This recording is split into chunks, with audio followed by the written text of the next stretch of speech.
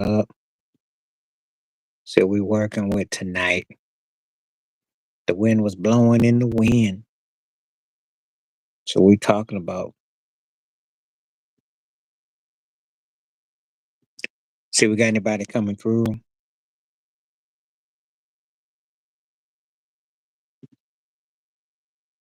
I'm trying to make it through 4 straight. So Friday, Saturday, Sunday, Monday.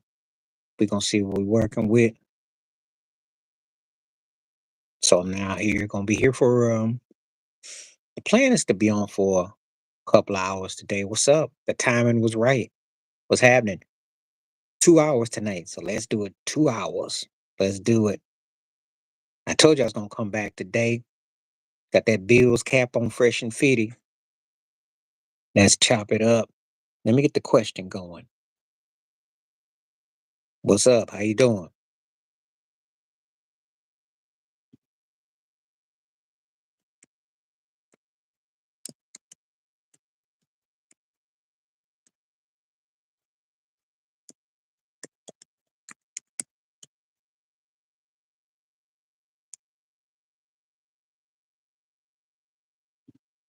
See what y'all think about this question today. We're gonna talk about it. We rolling on it. So y'all let me know what y'all think about that one. A lot of topics, hitting up a lot of videos, and yeah, we did. Yeah, we did. I did a video about it too. Tubi video is out. I did that video. So it should be yeah, you should see it in one of my videos. hmm I was talking about the Tubi. So we are live, entertaining, a lot to talk about. I do a lot of videos. I had to do some I was tapping into watching a lot of the football. Um yeah, where Jay Will at? All that jet wagon. Where you at, Jay Will? You know Jay Will ain't on here. We talking all that mess about the Jets yesterday. You always be on it. You need to take yourself to Vegas. Maybe the Raiders could use you a quarterback. Who did you lose on? Who was your loss? Who was your loss? Who's this? Ooh. Who was your loss, Ted?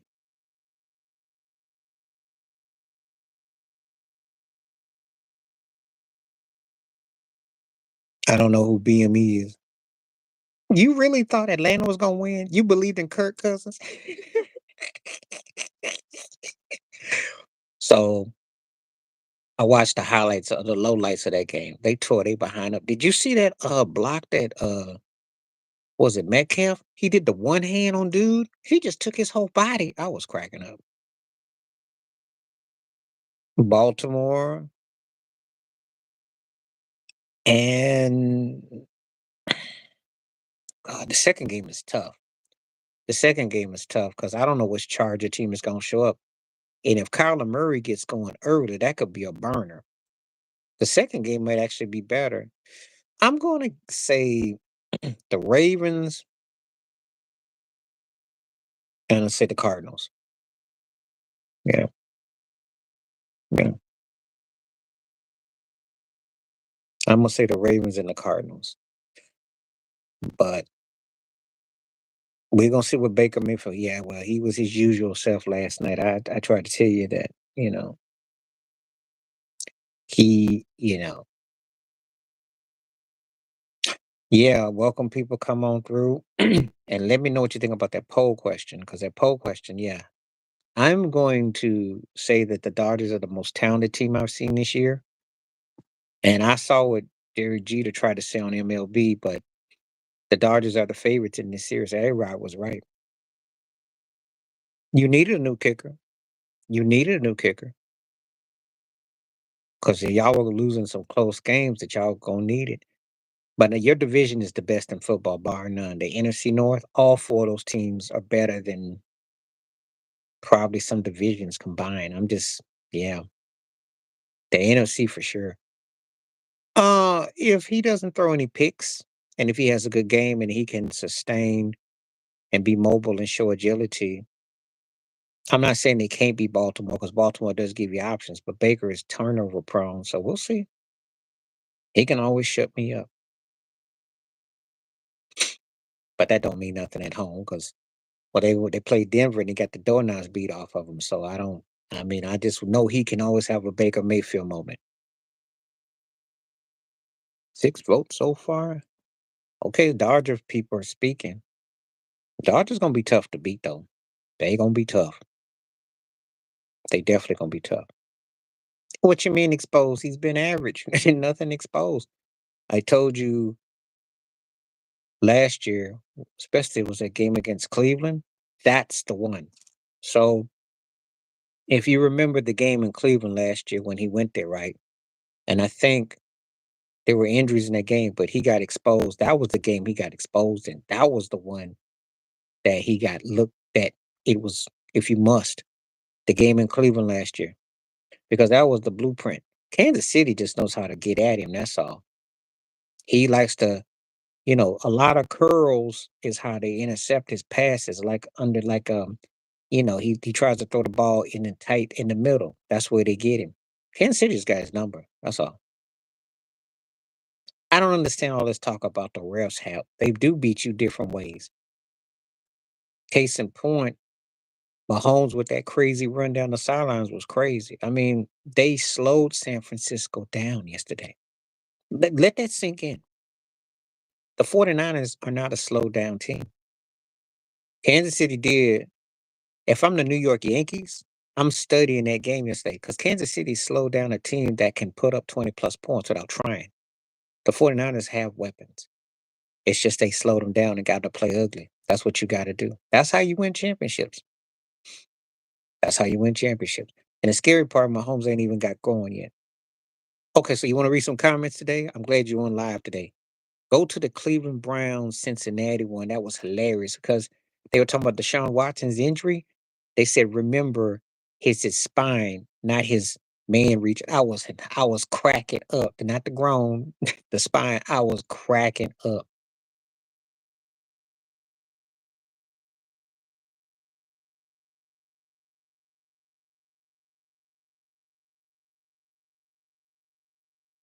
Oh yeah, yeah.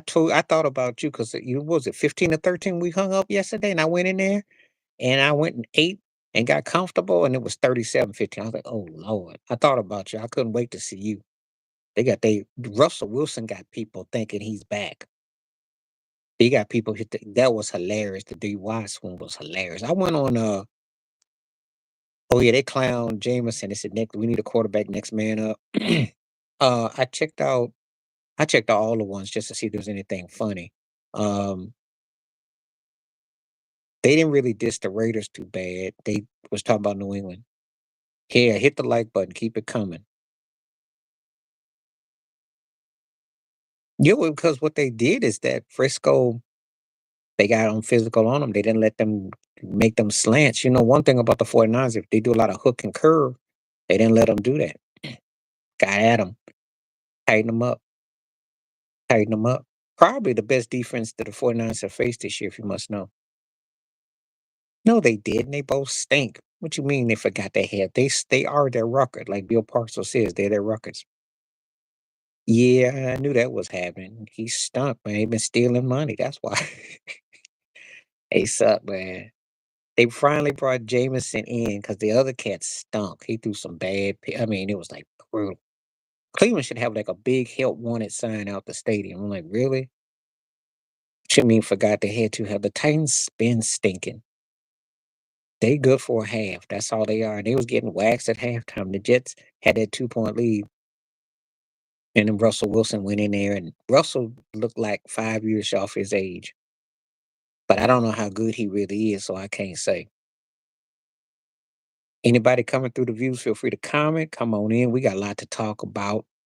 We can talk about I saw the Donald Trump owner Palmer thing. I did a video about that. Uh, not the same. No, no, no, no, no, no. Can't let you do that. I like I like Najee Harris. Um, no. The Steelers are 5-2, but they're not a 5-2 team that I see as a championship team. I see them as a good team. You think it would be an upset if they beat Baltimore? Ain't they supposed to be top in their division? How's an upset? They in the same record. He's a less athletic version, and they don't have a receiver that I'd be scared of. They just beat a whack team. When you finally get off the gun that Aaron Rodgers is washed, when you just admit it, he threw bad picks yesterday, and their defense can't stop nothing. You run all over them, you pass all over them. The Jets are just not that good. Robert Saleh looks like a genius right about now. He getting paid to sit on his back. Much respect to Robert Saleh. Because if I'm Robert Saleh, I'm clapping. I don't know about that. They were great for their time. I don't know. Because you got to remember the steel curtain. I don't know about the best ever. What you saw? I don't know. I don't know. Because Russell was on the downside at 30. So I don't know. He wasn't exactly tearing the league up 4 or 5 years ago. So I don't know. Please hit the likes, hit the subscribe, come on in. Anybody want to donate, feel free to. Welcome y'all in. 71% saying yes about the Yankees. I mean, about the Dodgers. That's pretty impressive. Getting excited about that World Series. Anybody watch the WNBA last night? Did you like it? What'd you think?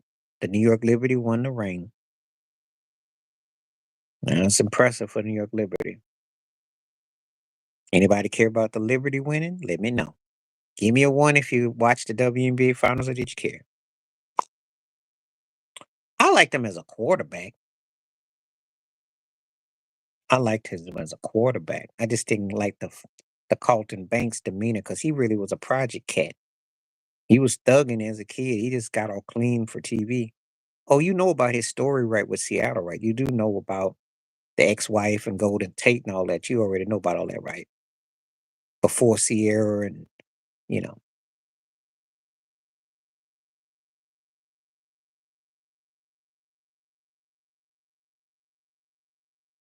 Um, when they had their legacy hurt because of him,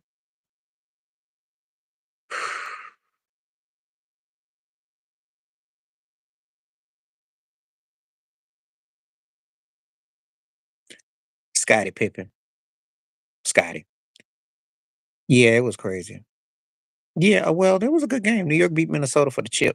So, yeah, I'm not excited about it. I know most people don't even care about the NBA. No, not Karl Malone. I said Scottie Pippen. I ain't stutter. I ain't stutter. You think if Karl Malone wins a ring that people are gonna look at him any more than they did? No. Yeah, I said Scotty. Because the same man that won alongside of him is the same man that's been crying the most. And I understand why Isaiah Thomas cried because of the Olympics and being from Chicago, but he did get the rings and he been in the finals. But Scotty was the worst. Scotty the worst. You know what they say, the ones closest to you can hurt you the most. See more people coming in, so feel free to hit that like. And if you got any comments, feel free to come on down. Don't be scared. I'm doing it another day. Today is 4 straight. Now, because Barkley, when he went to the finals with Phoenix, was not quite the same player. He was better in his Philadelphia days. He won the MVP, but he wasn't the same dude. I think if Barkley wins before 93, like the 88 through 93 Barkley to 92, but I can't say that. Can't say that. Can't say that.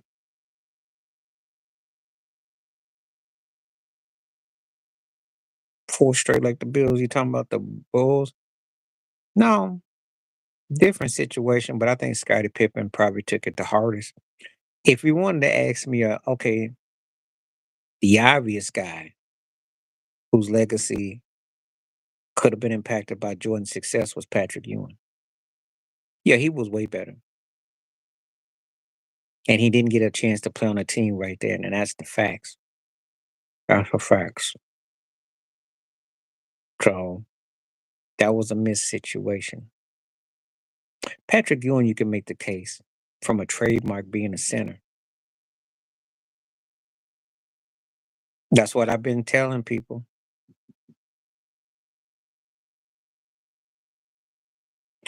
Okay, I can't deal with this trolling, and I don't consider this perverting in situation, so I don't like that.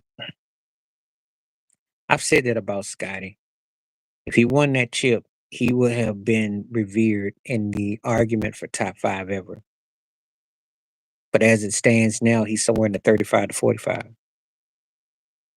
A lot of those guys were better, but the problem is that their teams weren't. Problem with Utah back then, they weren't better than Portland. So you got to mix and match. See, that's what people don't like about what LeBron did, and the guys get to move around because they get to mix and match. That's why Durant wins when he was Durant, and LeBron wins when he's LeBron. They get to mix and match back then. You don't get to do that too much. That they're doing it now.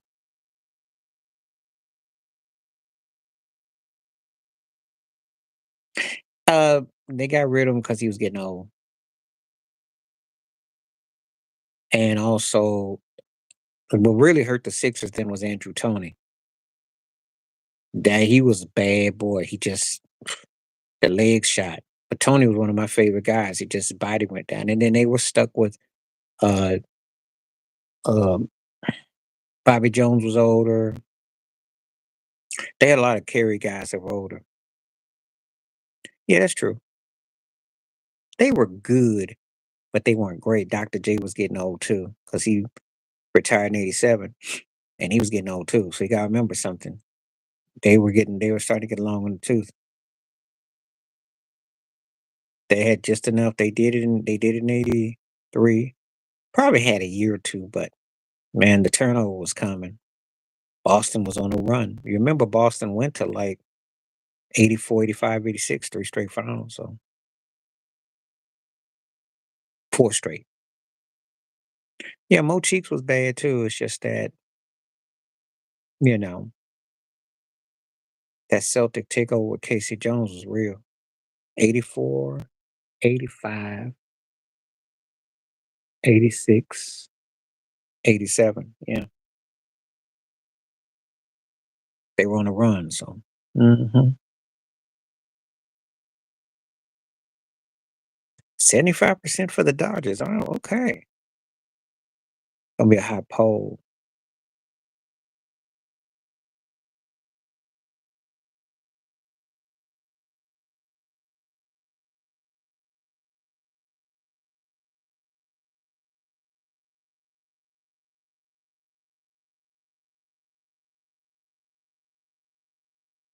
Gonna be a hot poll.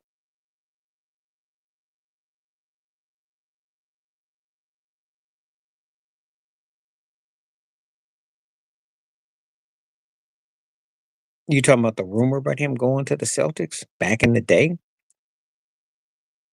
And it depends on what year we're talking about. Yeah, Moses did play forever because he was yeah, he's with the Spurs and the Bucks and the Hawks. I remember it was sad, and the Wizards and what was the Bullets back then. It was sad, but he wanted to keep a job, but it was sad though. If Scottie Pippen had gone to the Celtics in what year? That's the question, Greg. Then I can answer it. Yeah, I had one back in the day too. Moses was something else, man. He's one of the most underrated, underappreciated too.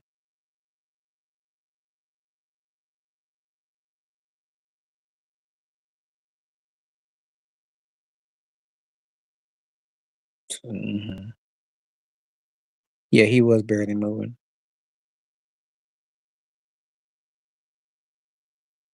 Mm. I'm trying to make sense of when you're trying to tell me about the Scottie Pippen move. I'm a little stumped. We need a year, a date, or a time.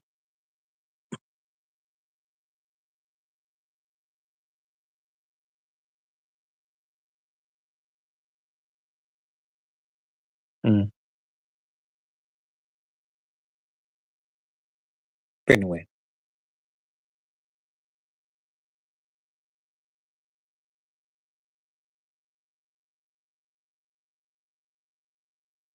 where everybody go? Come on now.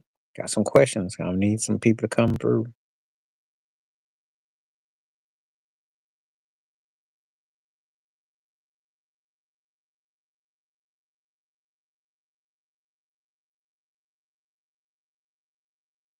Anybody on, feel free to hit the like. Feel free to hit the donate. Let me know. The saddest, football. Football. Because I had to watch Lawrence Taylor play at 93 and the way they got waxed by, that was the saddest. He got his butt toe up. They got ate up by the 49ers. He couldn't move the same. Watching Troy Aikman can't mobile no more. The end was sad. Um, um, but I pick on. Um, certain guys. Oh yeah, boxers are real sad. Those are sad. Basketball usually only if a guy becomes a role player, but even like when Kareem was his last few years, he was still putting in 10 a game. So it wasn't like the fall off was so bad that, Shaq was sad walking around and it was done. He looked okay in Cleveland, but it wasn't the same. But football, it's really noticeable. When Deion Sanders with Washington, he was getting burnt and it just wasn't the same. Or you see guys with teams you don't like. Yeah, well, Sean Kemp had became Butterball after he left Seattle anyway, and Patrick Ewing's legs were shot. But I think football is probably much the saddest because then you see some cats playing. Like, look at Odell Beckham with Miami. That don't even and they get old quick, you know.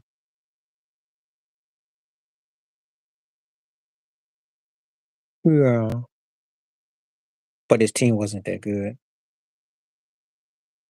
so that's the problem. I think football is probably for me because then I got to watch guys like Franco Harris play in Seattle, which seems odd. Bruce Smith in Washington, Thurman Thomas in Miami, and they just look odd and they stat padding, and it's not good.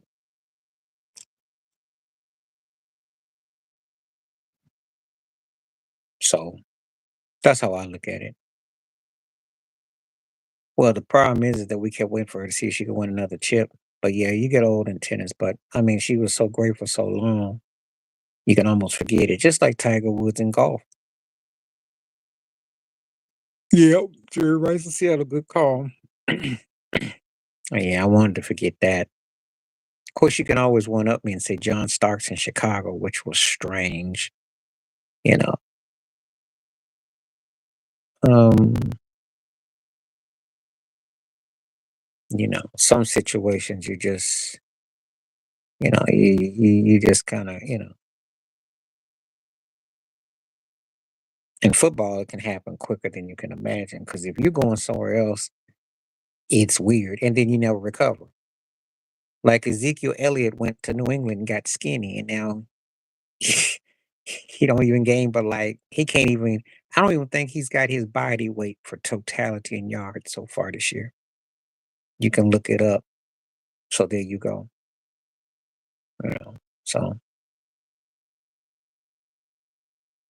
yeah, it's just some odd stuff that just don't even hit right.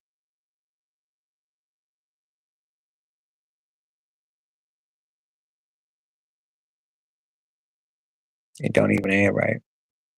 It's like when I saw Donovan McNabb in Washington. Mm-mm.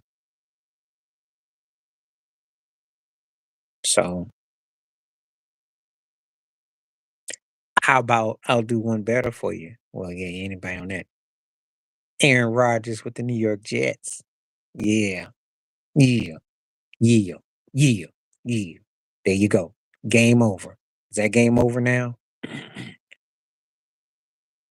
No one even remembers Randy Moss on the Titans. I barely remember him on the Raiders.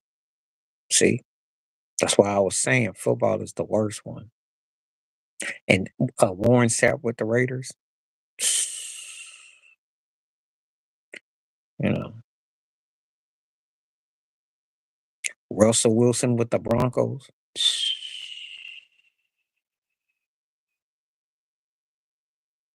There you go. So you're getting some ones that it just, you know, it ain't good. It ain't good. So I'm just watching them. That's why I said football. Okay, go ahead. Think of a better one. Go ahead.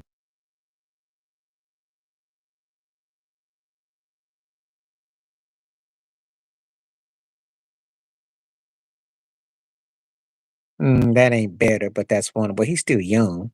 He ain't washed yet. But I'm gonna tell you something. How do you go from 1 2-5 team to another 2-5 team and lose by 20 points to the same team in a week? I've never heard. Oh yeah, someone made that comment. I cracked up. I ain't never heard that one before. You leave one whack team and get smashed by 20 at home, and then you turn around and get smashed by two different quarterbacks, same team, and they wax your butt by 20. Got waxed by the Raiders, playing with the Raiders against Pittsburgh, and then you come back against and get waxed again. Make that make sense. So that's the way I'm talking about.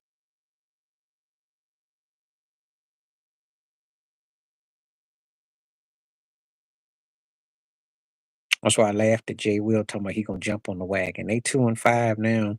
That wagon got no wheels.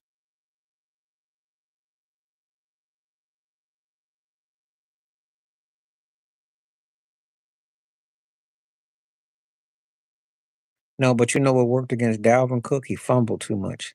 That's what worked against him. I thought they would have gotten him, but he was fumble prone. So I saw a surprise name I ain't seen in a minute. Mariota with Washington cracked me up yesterday. I was like, wow. Forgot all about him. Baseball is different because in baseball, it's different in baseball. Baseball different. I mean, if a guy's washed, his injuries are different things. He may be funny in the uniform, but you know,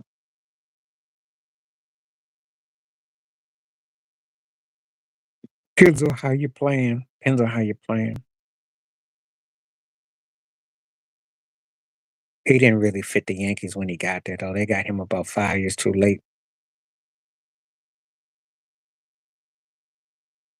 But when he's with the Astros and the Diamondbacks, he was the fire.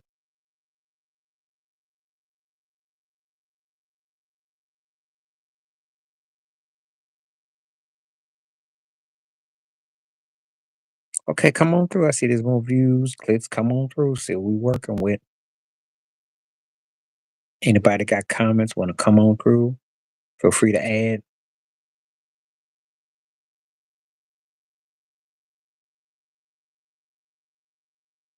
See what we got.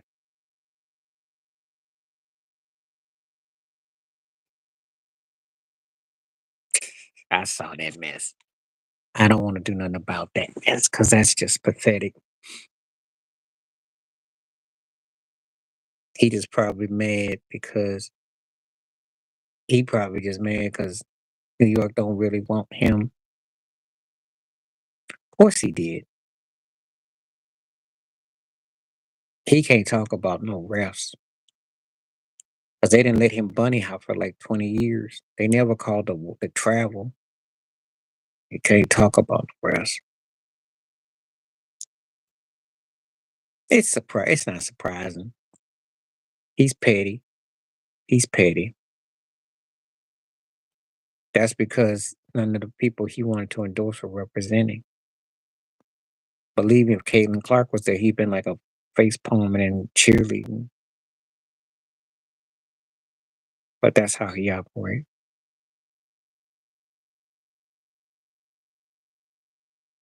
I get one that Spike Lee told him don't make no movies.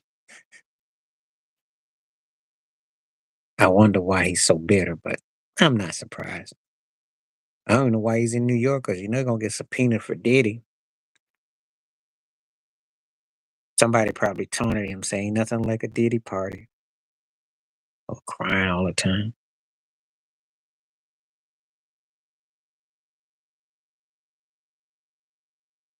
Yeah, well, he been wanting to see some wins because aside from the Yankees, he got to see the Giants, but he really ain't seen a lot to be excited about. So, yeah, that's what having a team on the, like that'll do to you.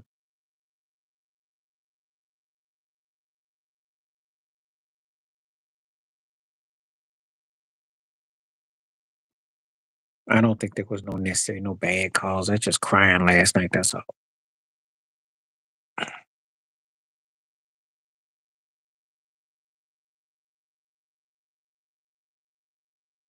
But that's to be expected, you know.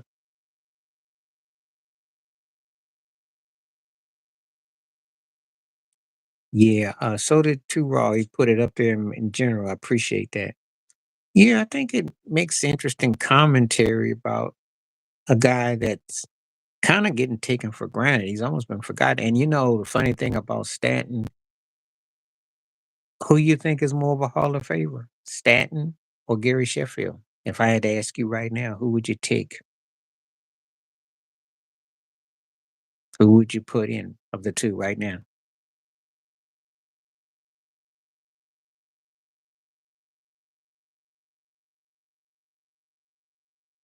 I don't know if I'd say Mr. October. You're disrespecting Reggie Jackson. I don't care about the age. He won with the Nationals, but you know what? The Nationals weren't exactly a household name team. Yeah, he was bad, but they didn't exactly. Reggie Jackson three-peated, and then of course he went to the Yankees and did what he did. I wouldn't quite say that. He had moments. We're gonna see what he does against the Dodgers. Believe me, you're going against a mothership here. So if you are Mr. October or Mr. November, you're gonna definitely get tested.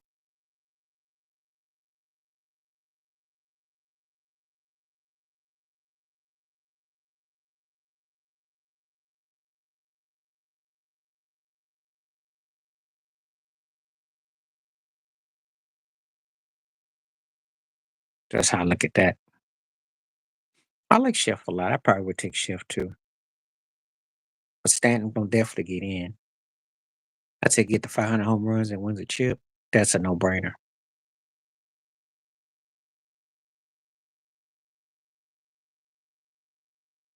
He could be if he gets re-signed. If they don't make him a casualty,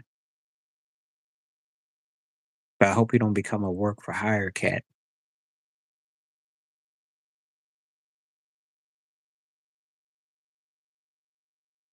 Padres could have used him against the Dodgers. They could have used another stick.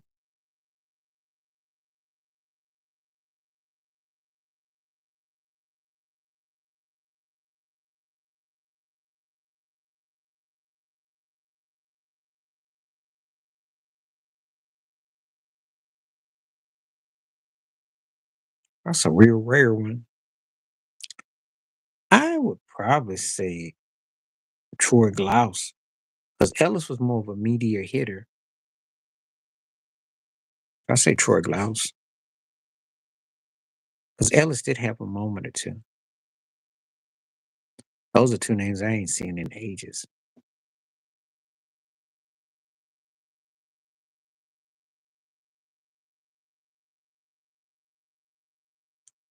I remember Ellis had a distinctive way of hitting. If you saw my Cleveland Yankee tribute to, I did give a shout out to Cleveland only if they had a Kenny Lofton, Jim Torme, Albert Bell, or Manny Ramirez. One of those guys that played with this Cleveland team, this series might have been different. I said that in the video.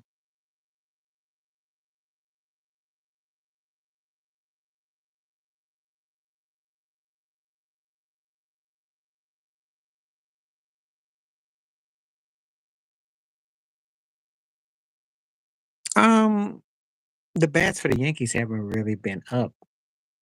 I don't think the pitching for the Dodgers is. I think the middle relief has to come up big. I think for the Yankees, they have to get good starting pitching, and I think they have to be able to, make it into more of an ugly style of brand of baseball. They can't get into a slugfest with this team.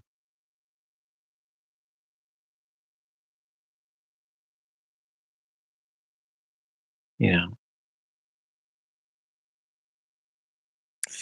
I think it's good enough, but you got to be. What's up? What's up, Sean? What's happening? Good to have you. I think it's good enough, but you got to be great. Mookie is the truth, y'all. I know. I keep telling you, like Ricky Henderson, Derek Jeter style. I keep trying to tell you, you got to keep him off the base pass.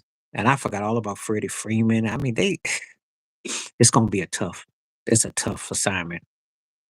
It's a tough assignment. This is a man's baseball team. The way they pounded the Mets, the way that they made, I mean, they was putting up runs like it ain't nothing. I mean, they score runs in bunches. Dave Roberts is sitting on a gold mine. So I got a lot of respect for him. It's only fitting the best baseball team we're gonna face all year. They tore the Yankees up in the summer, but we're hoping for a different result this time. Just saying. That's the best baseball team I've seen all year.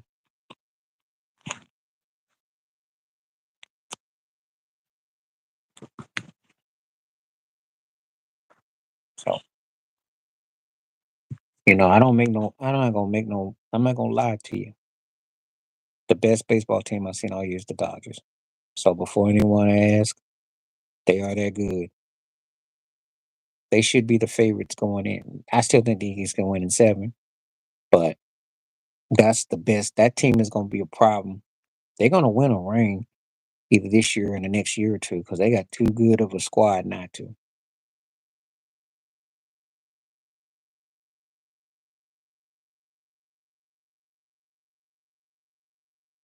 If you can do it, that's a smart move. Because you know what he's basically saying?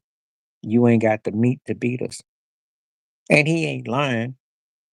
All these people who always talk about the Yankees buying stuff, once we get past Soto, Stanton, and Judge, what we got? Yeah, he's black and Asian. He's one of three. I did a video about that. He's one of three African American managers to win, half black Asian.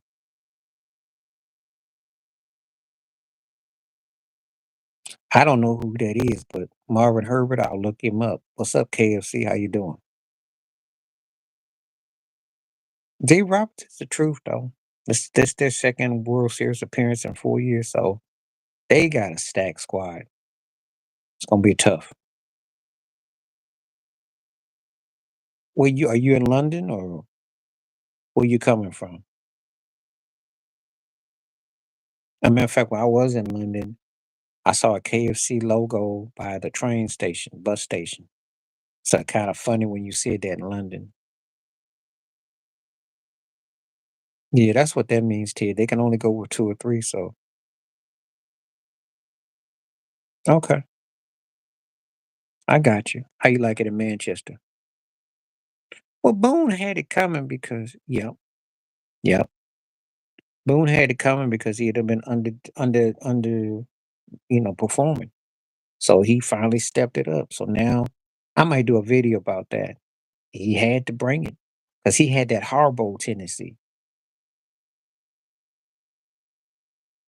Which country you like better, UK or US? He had to bring it because he's been struggling. I was tough on him too because you can't win all them games and no rep.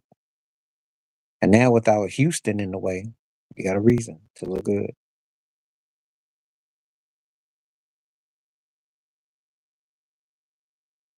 All right, KFC, which one you like better, US or UK?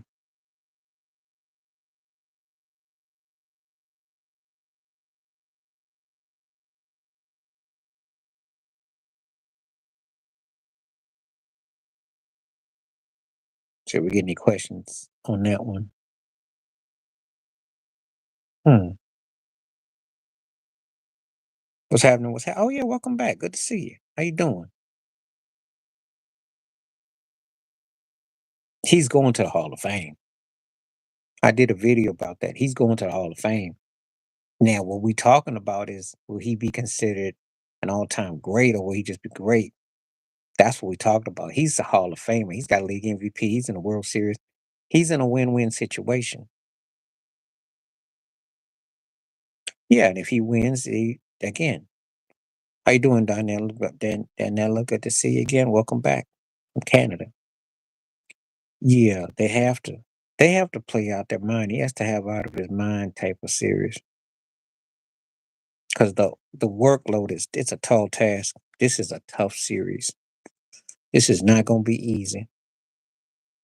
The Dodgers are the best team in baseball.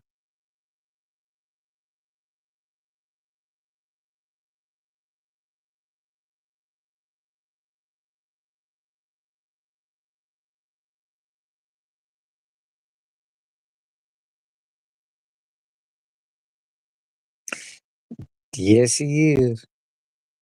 Again, if I wasn't a Yankee fan and have a rooting interest in this, I could watch that guy play almost all day. He's he puts on a clinic. They're gonna be tough. I'm not gonna even lie to you. That's a tough series. Winnable, but tough. You could win, but you're gonna have to put the work in. Can't be sloppy, and they don't make a lot of mistakes.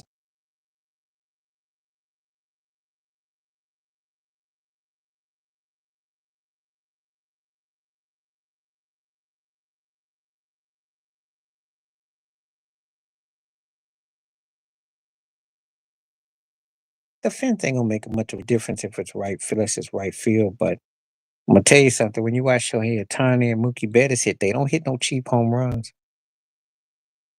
Aaron Judge and Giancarlo don't hit them cheap either. Neither Soto, so Freddie from Soto. Everybody ain't nobody gonna be doing this in soft.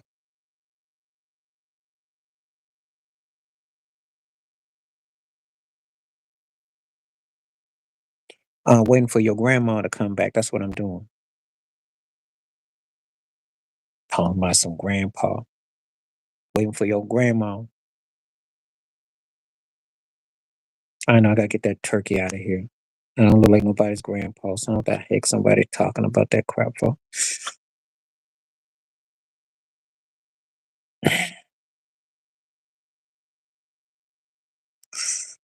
67 says the Yank says the Dodgers. That's pretty good. Poll questions coming up. I see there's more people in, so feel free to come on through and give your commentary if you feel contrary.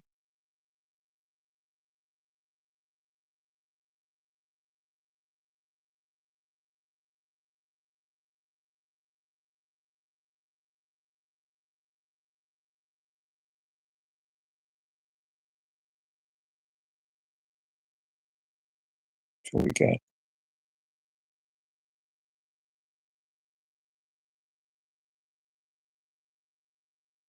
All right, I'm waiting for some more questions. Come on through. See what we got. This computer.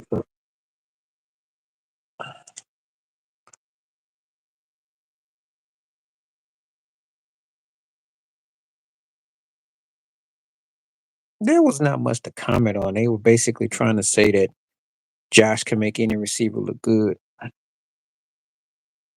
There wasn't a lot that I really felt that was compelling. I told you that Cleveland one was the most hilarious one I read on the different threads.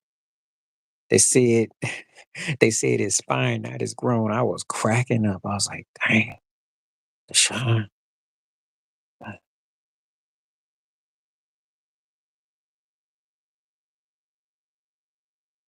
Yeah, well, they suck. That's why. And they got every right to be disappointed. Miles Copeland is a bad boy on defense. I don't know why they're so pathetic. I really don't. I mean, they really just tank. We got Amari Cooper and he got a touchdown. He looked good with Buffalo. So I don't know. Yeah, because if you think about that game yesterday against Cincinnati, that kickoff was the difference in the game. The game was fairly close. They did a good job against Burrow. They hit him. Wasn't that it wasn't like a blowout.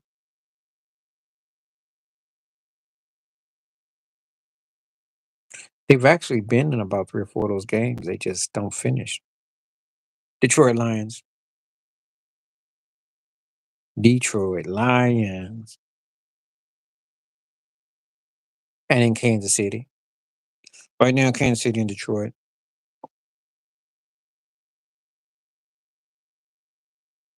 Take your pick.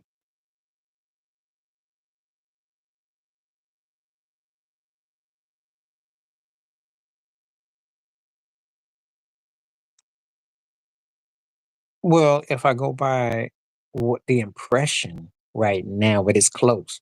I'm not saying they're gonna beat them in no Super Bowl because you know Kansas City figured out the way to win. But on an eyeball test, the Lions look like the best team. Now, having said that though, Dan Campbell pulled that cute stuff out and they almost lost yesterday. So he always wants to do these little cheap antics. Almost lost that game yesterday. Food run let Sam Darnold catch some feelings. Gotta be careful. Always trying to be a showman. Sometimes you gotta finish those games up.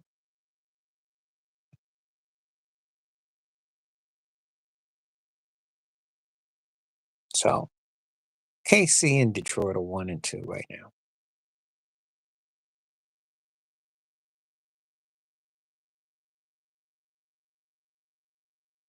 Everybody else got an asterisk or close.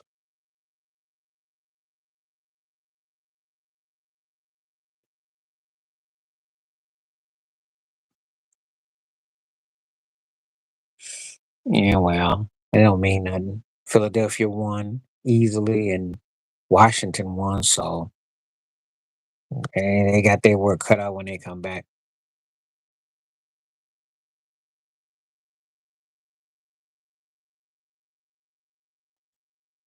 If I'm Dallas, you gotta make some plans.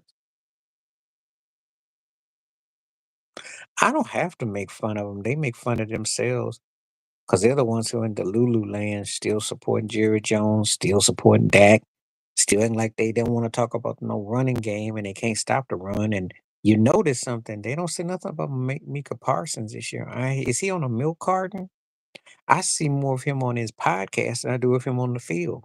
Am I lying? His podcast, he gets more hits than he does on the field.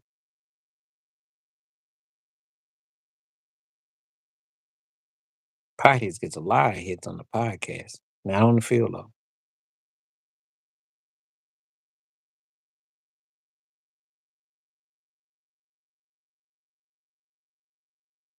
So the Cowboys are pretty much self-checked.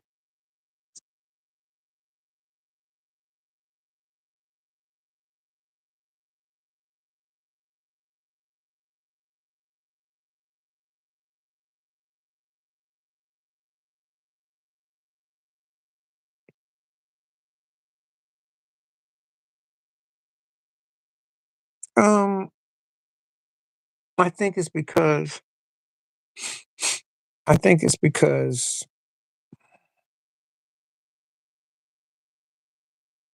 he seems more sympathetic than Romo. Romo had more expectations. There's not the same for Dak. I think that's the only thing I can say. Like I find myself, Romo gave you more hype. So Dak getting beaten, not making the second round is not as anticlimactic as what Romo did. I think that's why.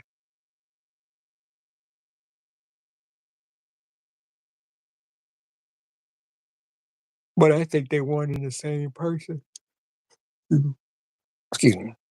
I think they're one in the same person.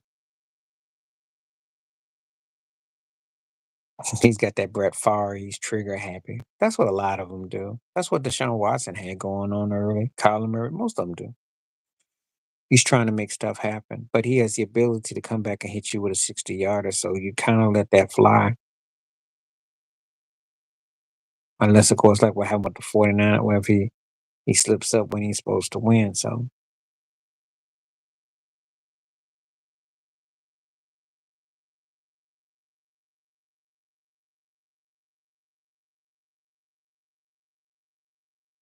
But I think that's why Dak gets more juice. I don't think the expectations is quite the same. I know they're not.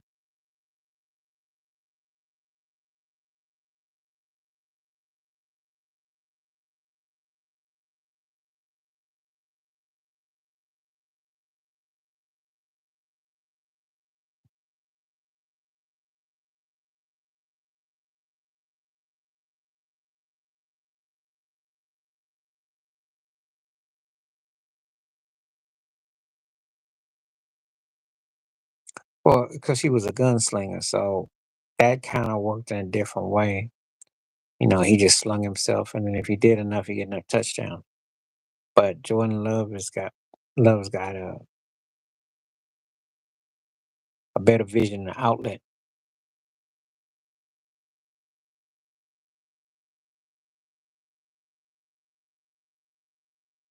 I thought Russell did okay last night. He ain't Fields, man. Who did they beat last night? Wait, what's all this? Who did they beat? Who did they beat? I knew I was scared of this gonna happen. Who did they beat last night? How many picks did Aaron Rodgers throw? Come on now. The Jets are overrated. They suck. They quit. And they don't have a coach. They can't run. They can't stop the run. They can't stop the pass. Their defense hasn't been that good in 2 years when Zach Wilson was running. That Wilson. Of course, he's going to look good because Russell made some necessary moves and cadences and they were observing. But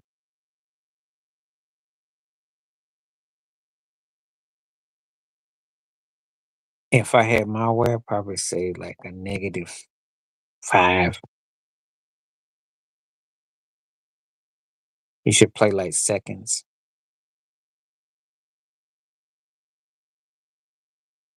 Mm, I'm not saying that. What I'm saying is, so if you say something, you got to be prepared to take someone's counter. He did good enough, but it don't really show me nothing because the Jets are not exactly a team that I go, oh wow, you beat the Jets. A team that can't stop the run, that can't stop the pass, that a quarterback is old and throws bad picks, and they have no coach and they don't have no structure. And they all built on hype. And I got a lot of heads on sticks on Fox Sports and ESPN, like Greeny and them, talking about, oh, the Jets, Jets, Jets. And they aren't even a mediocre team. So what am I supposed to do with that? So I can't really tell you how good he is. Get at me when they play Washington. Get at me when they play Baltimore. Get at me when they play Cincinnati when he got the games. It's not no excuses because I'm not a Jets fan. You see my logo? I could care less about him. You see my logo? We're gonna tear Pittsburgh's behind up too. Well, Jay Will, there's medicine for that though. You can get your doctor and a prescription. I have them winning too in their fantasy. Because unless they can go, so they're 2-5, you realize they got to win 10 straight games. Good luck with that. Good luck with that. Have they even won 10 quarters in a season yet? Good luck with that. They got to win 10 games, yo. That's all I got to say about the Jets. You can go on a 10-game winning streak, you shut me up. But you lose another game, well, and you're going to lose another game. I'm just talking about as a fan. I don't have a dog in the race. I don't care about Pittsburgh or the Jets, if you must know. I like Mike Tomlin a whole lot.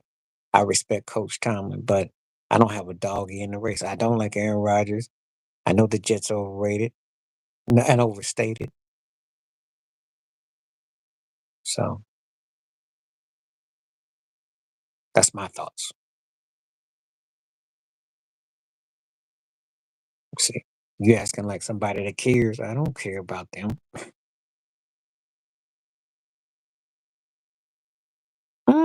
I won't say he's underrated. He's a great coach. I wouldn't call him underrated. I won't call him underrated. He's won a ring. He's been to 2 Super Bowls. That's not underrated. People know where you are. Underappreciated, I'll give you that. Not underrated. I'll give you underappreciated. That I'll give you.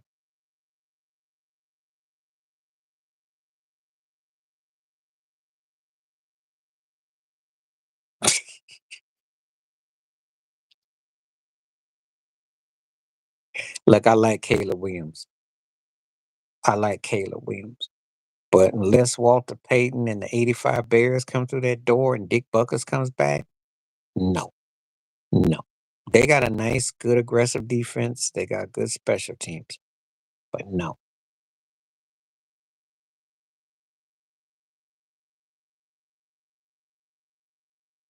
Think Detroit gets a hold of them, that'll be it. I'm not really, no. But the Bears are nice, though. Let me put it to you like this. In another year or two, uh, well, I'm just saying. Give me about a year or two. Let me see what Caleb does in a year or two.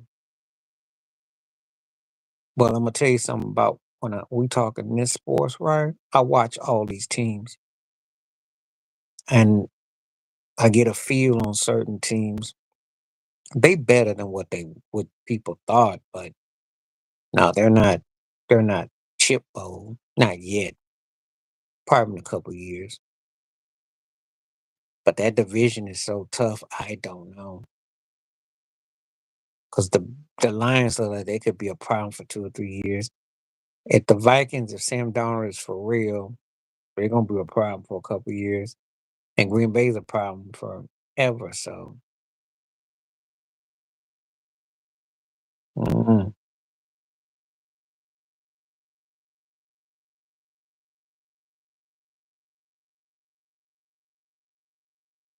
So that's all I gotta say about that. Keep on hitting these likes and what have you. I see more people coming through. Feel free to come on through and comment. 67% saying yes for the Dodgers. Very impressive.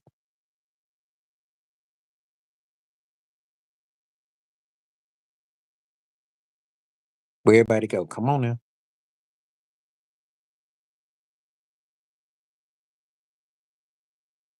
I know y'all here, so come on through. Yeah, that was funny. I don't. And the farms keeps them that long as Bears don't eat the week. I'm just saying like a thing. I like Justin Fields. He just needed more discipline with his passes. He has a tendency to kind of herb stuff. He ain't bad. He ain't bad. He ain't bad. They didn't supply him with no offense, you know. And I think he got a chance to be a decent quarterback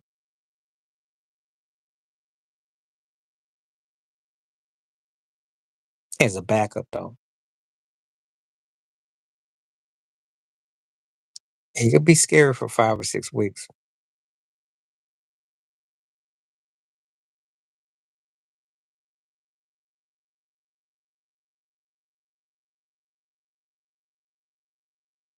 So,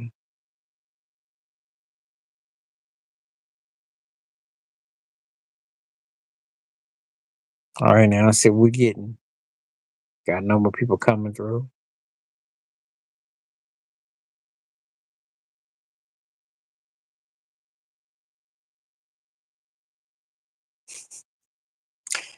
They probably can't stand the fact that he got that kind of guaranteed money and they ain't gonna even get, mm,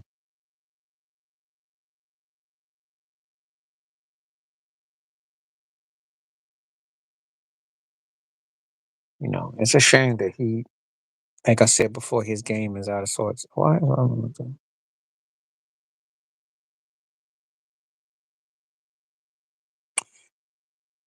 Did you see the era he played in?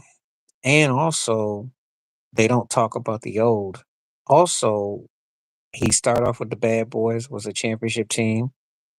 He had a hand in the Spurs being legit with Robinson, then he went to the Bulls. So had this he has this Ricky Henderson thing. No, he ain't overrated. He's a one of one. You can't outwork him with what he does. That's a special skill set. You'll look at him overrated because he didn't score a lot of points from an offensive standpoint.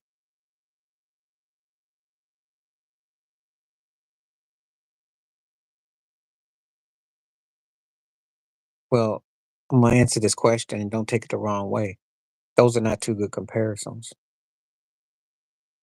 Okay, let me address that, J. Will, in just a second. Let me answer Ted. All due respect, though D. Watson was bigger in college and he did get to an AFC championship game, he ain't James Harden's equivalent. because James Harden was a league MVP. Harden did have postseason credit. D. Watt only had that one season. Well, it's he was on championship teams with Detroit and Chicago, and he was an integral part, and he came up big in the finals. He stole 2 games against the Sonics. I could make the case he was the MVP of that finals in '96. No, but it's the fact that the people he went up against, going against Shaquille O'Neal, going against Karl Malone, going against the Lakers, his fight, his drive, and then of course he was animated and he was a colorful character. So that does rub off in his effects. He was a player that was undersized that was able to maintain his positioning and did the hustle things. See, one of the reasons to applaud Rodman is that's a lost cause, is the hustle era. You don't get guys today that just hustle points, but they hustle. He did that, left a lasting mark.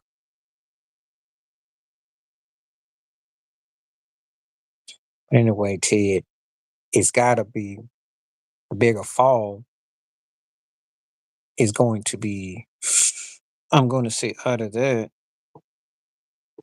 it's going to be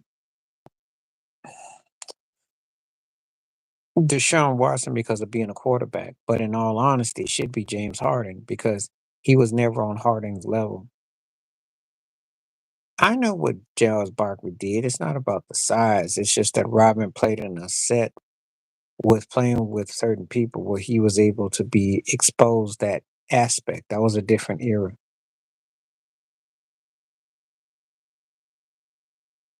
He got called because of who he went up against, and also because of the timing and the way he won. He won 5 rings, and he was in 6 finals. So that's my take on that. There's really no wrong answer, but anyway, Ted, that's my take on that. That's a tricky question because Deshaun Watson was bigger in college. I don't have him as the best rebounder ever. I don't have him like that. I don't think he was a better rebounder than Wilt Chamberlain or Bill Russell, but I understand his popularity. I understand the novelty of what he did and the time he did. So that's the point. Ask me this, why do you always cross my mind? Because they are doing that in college. It's called mobility, and they've been doing it in college. Black quarterbacks were doing that back in the wishbone offense with J.C. Watson, the Wildcat, and all that. If you watch college football for the '70s and '80s, it's nothing new. It's that guy's got arms too. So when you put that, because Lamar Jackson is as a better arm version of J.C. Watts. But J.C. Watts did in '78 at Oklahoma. Lamar Jackson, same thing. It's just that they're not running wishbone counter options. They actually can. That's the difference. The black quarterbacks either were mobile like Steve McNair or something, or they tried to make them into flankers. That's why Warren Moon was a pure quarterback. Randall Cunningham was like a slasher. Michael Vick was a slasher. Doug Williams was a pure quarterback. I'm just telling you. That's for the history when you ask that. But they running now because that's the game has been sold that way. So it's more because and once you have white quarterbacks like Steve Young and the Doug Flutie and all that doing it, but that's what's up.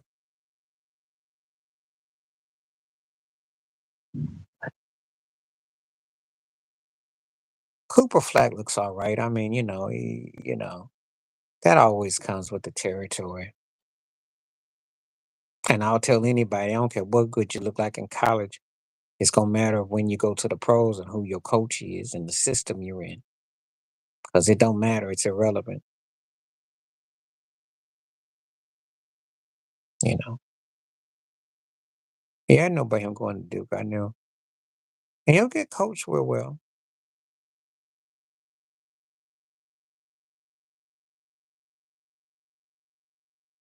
But yeah.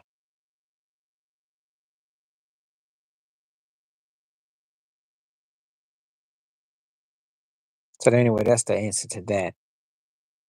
G Will. Yeah. So times they can market and manipulate somebody and have you thinking that I thought Ryman used his body incredible for his size, and that made him alluring. And it was an art to what he did, and he is one of one because Wilt Chamberlain led the league in assists, rebounds, scoring, and Bill Russell scored double figures. So the fact that a guy could get that big by just doing one thing really well, that's a tribute to him. And he had antics and he had showmanship and pizzazz. So, you know, you know, Robin was a character and he was theater, except that when his career ended, it didn't end well. You know, the Laker run and then the Maverick run didn't look well. So that was what the problem was, you know. So that's how I look at it.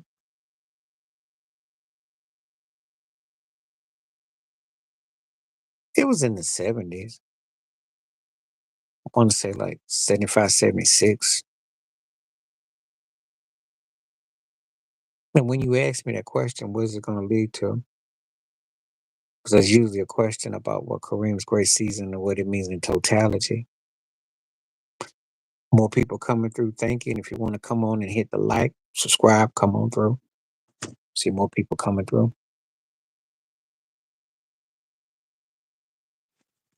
And just turn over. I had to get that up out the way.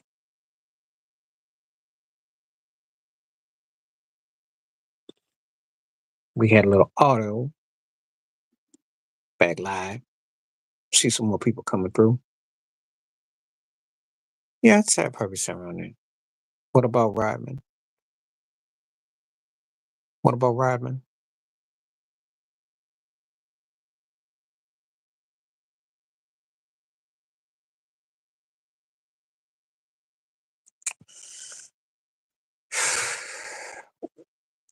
You know, him roasting him is tacky. I mean, we all if you really want to talk about it, I don't have to roast Aaron Rodgers. I gotta tell him one thing. It's time to retire. Tell Rex Ryan it's time to relax. Just tell him to retire. Why are they roasting a guy that's washed? Who can't see that? Who can't see that? He gets sacked in the box in ways he never took sacks before. He's trying to throw balls across his body across the middle of the field, which he can't do. And if he doesn't throw heaves and haymakers, his stats aren't that good. He's not reading coverages well. So what is the how is it a roast? Just tell him to retire. That's all I say. I think they had some expectations that he was going to be a savior in New York, where he didn't give me any of those feelings in Green Bay his last couple of years. So how was going to Carl? I don't understand what the Dennis Rodman thing means. You got to explain. Dennis Rodman, what? And yeah, I'd say the mid to late 70s Kareem's best seasons were.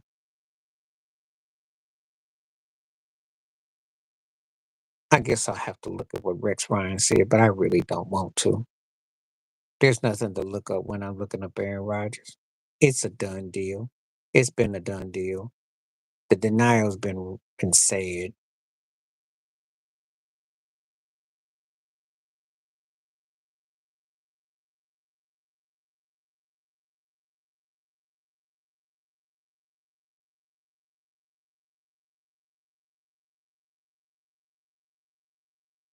Yeah, I know it is. I just don't really want to break my neck. That's all.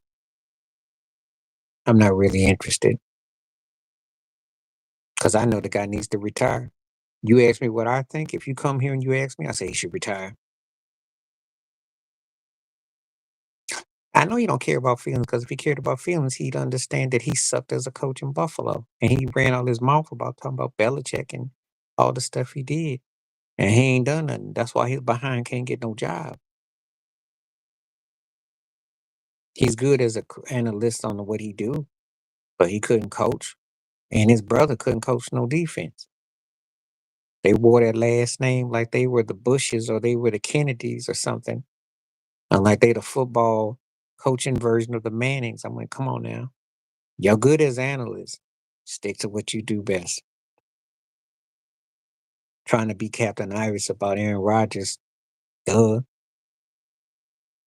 He do. He's real meaty, like meat, like a Campbell soup. That's a good analyst too. That's a good part that you made. He sure do. And I gotta give it to him because when I first time I thought, oh, it's another meathead. But Jared Goff is so poised. It's scary. Jared Goff looks good. I mean, their offense. Yeah, I just don't like the cute stuff. That's my only problem with what he does as a coach. Just play fundamental football. Stop trying to do the no look passes and stuff, and just keep it simple until you win something. But the talent is there though. They're the best team in the NFC.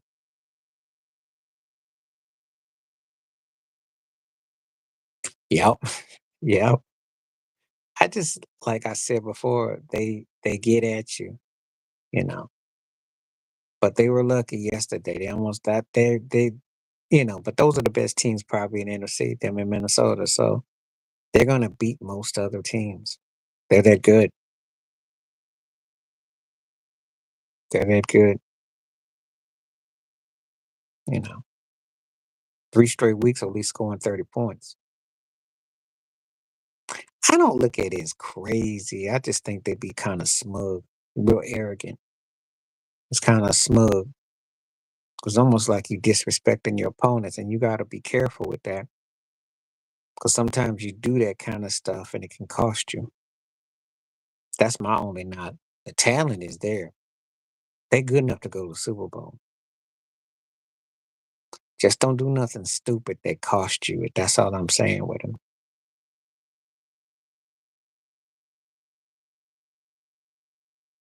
Yeah, and that's all they need at this stage. They don't need another Barry Sanders. They need somebody that can cover. St. James is a good receiver. They got guys who are complementary to what they do. They play hard. They feisty. They're aggressive. They're quick, agile. So when you play them, you know you got your day cut out for you. You got a good team. You got the kind of team that could be a problem in the postseason if you're healthy. If Jordan Love can calm down them interceptions and they can play with who they're playing, if they can if they can discipline themselves and stay focused, they could be a problem in the postseason. Because you were just a couple plays from beating Frisco last year. Now I think that you were one of the three best teams in it. If a lot depends on how serious Philadelphia gets. Washington looks good, but I don't know if that's enough at this stage. I'm not worried about nothing out the NFC West, though. Tell you that now. Better pitching? I think the Yankees got a slight edge on it, but the problem they run into is the middle relief and the relief pitching. Why were you sad? Why were you sad?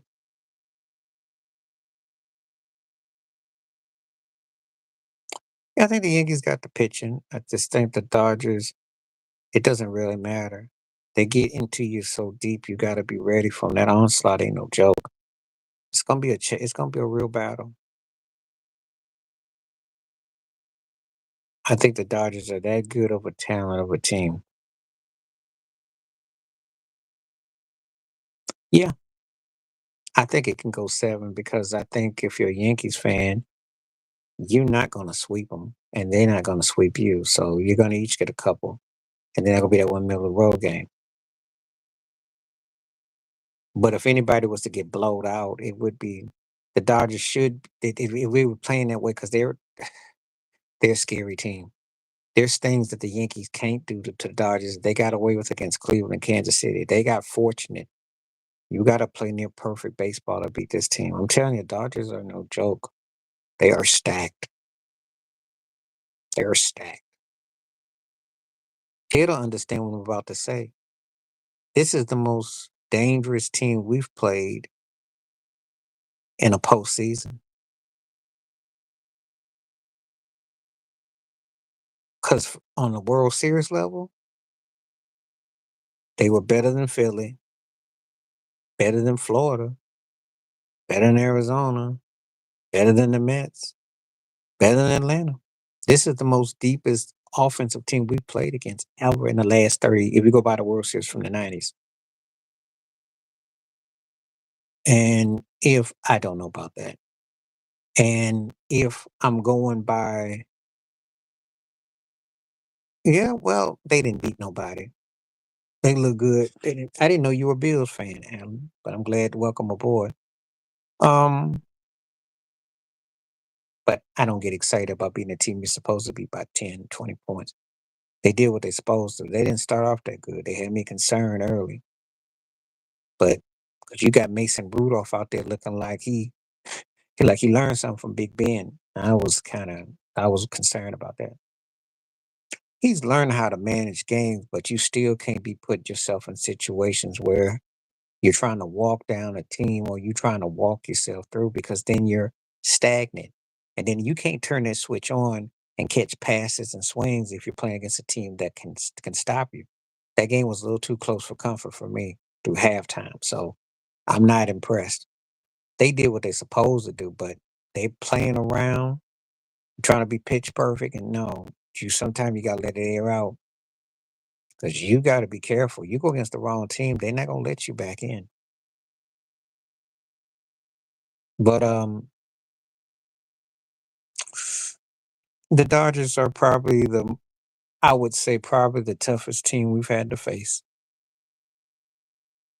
Yeah, he picked up good. He caught some nice passes. He looked good. He's gonna be a good slot receiver. That's not gonna be a problem. The problem is when they get third down or they get short, can they really pound the ball? Will they take what the defense gives them and don't try to force the issue? Yeah. Well, he's always been a good sidekick.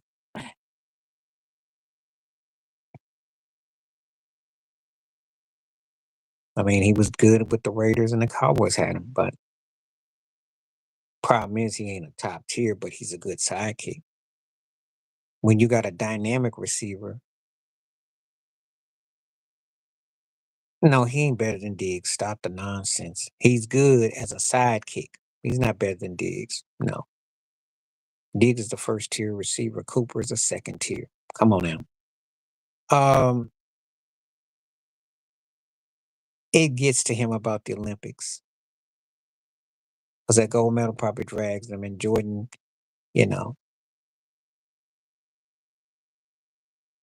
Yeah, thank you, Ted. Thank you. And look, I like Amari. I don't like it when people come on because you get somebody and trying to get me to hype up the new guy and diss a guy that look, false stuff, Stephon Diggs is flaws. He's still a top tier receiver. Amari Cooper ain't been never considered that dude. When he's with the Raiders with Carr, when he's with the Cowboys, he's a second. And I remember when he's with the Cowboys, for you Cowboy heads, you know what I'm about to say. He sucked on the road. He was great at home. He didn't do nothing on the road. He did help him in terms of moving him down the field. He guided his arm. That's true.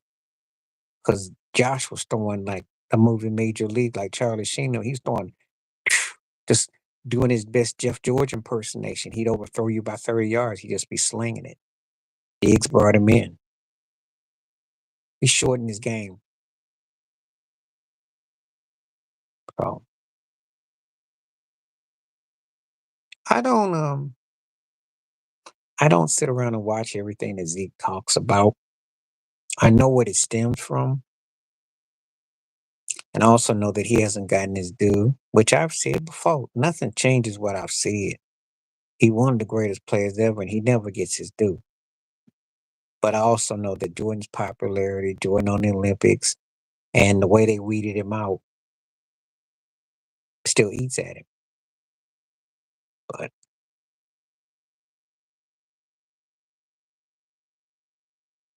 well, a great quarterback who can be putting the ball in you can do wonders for you too. They have to work in concert together. They didn't work in concert totality. Big Ben got his best schooling from Heinz Ward. That's where he got his best schooling from. Hines Ward. Hines did a lot for him. So did Jerome Bettis, if you must know. They really took him under the wing.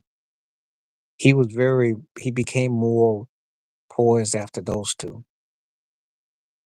I see more views in here, so feel free to hit the like. Feel free to comment. Welcome more people to come through. So that's my thoughts with that.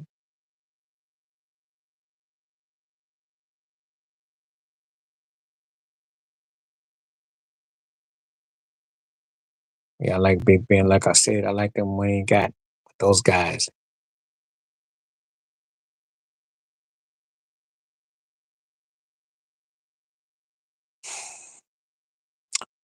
I can't really say Alvin Harper, but I'd say the tight end. It was the tight end actually. Jay. Yep. Jay Novacek. Because Alvin Harper was a second slot, but I'd say Jay Novacek.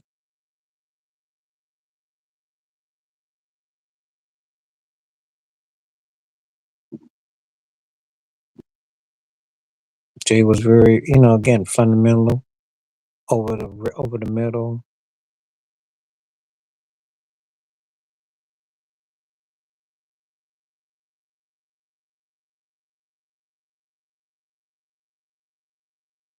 Not as much as Marvin Harrison. He helped him with slot. He helped him with the over the middle, but nothing like Marvin Harrison.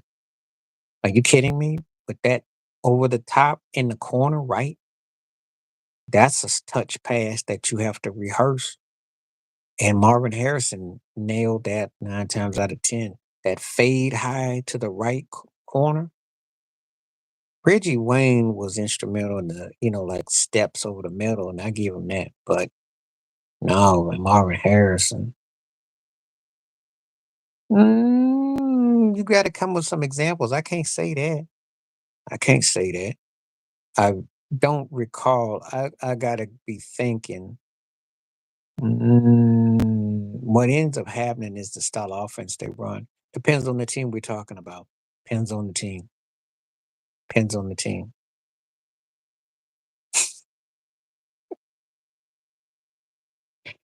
I hope you trolling, Arnell. I hope you trolling. They beat the Jets. Who doesn't beat the Jets? And I saw they had that Poochie kicker last night who shanked another one. Who doesn't beat the Jets? Dangerous. When they beat Baltimore, they beat Cincinnati, they beat Washington, beat some up tier teams. Get back to me.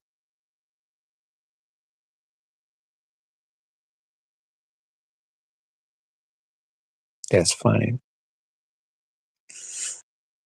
You name me some second slot receivers, and I'll tell you if I agree or not.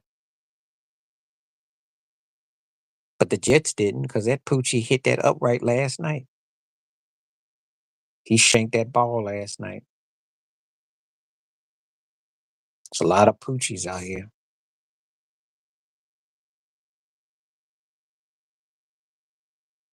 Please hit that like. I see more viewers coming in, so feel free if you want to comment. Welcome aboard. Well, they're not done. They can still win the NFC West. But the problem is that Shanahan not being able to finish games, the hit and miss of the quarterback. I know you've had injuries, but there's some internal going on. Can't finish games. That's the problem. Got a hangover this year. Might not be a threat this year. I don't know how you're going to be. Because I told Armel, I said, look, Ted's got the toughest division. You got 3 teams that could definitely be a contender, and one that's on the way in a year or two. But Detroit, Green Bay, Minnesota, those 3 could come out the NFC right now, especially Detroit and Detroit and Minnesota. Green Bay's right after that. A kicker, yo. Cause see, being a whack relief pitcher, they Eventually, you're gonna wear yourself out, but you stuck with a whack kicker. I still remember when Vanderjack missed that kick and Peyton Manning said, "I'm tired of that liquored up." He called him a liquored up kick. I never forget what Peyton Manning said, a liquored up kicker. Yeah, you got the best division in football. It ain't even close. Name me another division. Please do. The AFC North ain't seeing you. Pittsburgh is in first place, but do I think Baltimore's better? And Cincinnati, they okay. And after that, it's dog meat. The NFC, the AFC West, it's all Kansas City and everybody and whatever. And then the AFC, was it the South? It's Houston, and that's it. Indy's Indy's kinda, but they're not that good. Buffalo and the NFC were East, and that's it. See what I'm going? Okay, well, let's go to the NFC. Washington, Philly, mm, and then you got your division. Okay, Tampa Bay in the South, and Atlanta, maybe. I don't know. I mean, you see where I'm going with this? I'm not sleeping on the Bears, but they're not a top tier team yet. I don't like it when people keep acting like they're going to beat. Are they good enough right now to beat Detroit? No. Detroit is like right here, and Chicago's like right here. Okay. Minnesota's right here, and Chicago's right here. Okay. Green Bay is they're not on that level yet. But if they can beat those three teams, you shut me up, and I'll be the first to come out here and tell you that. The Ravens are the second best team in the AFC, probably, because Kansas City aside, Lamar is still explosive. Derrick Henry. It's just their defense ain't that good. I'm not really sold on their defense. That's the problem. Well, they're young, but I'm gonna tell you something. They probably about they still the team that they could they they're gonna be a problem though. Yeah, they're young. I mean, they work against them, but I think the Ravens are probably second best team. No, they did better. They were in the same boat as y'all were last year. They got knocked out in the second round. They won the first round. Um,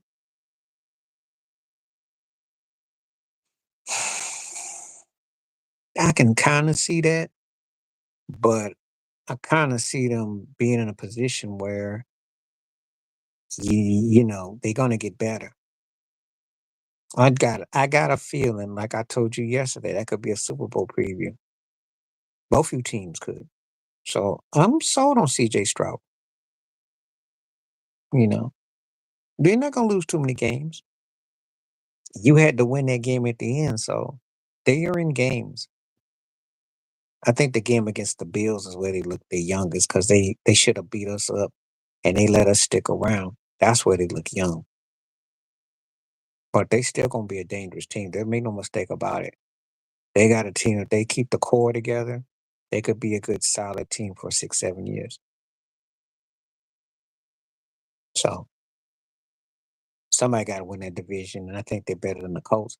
And we're not talking about Jacksonville and yeah. So that's all I'm saying. Because I got to remember who's all over in that division.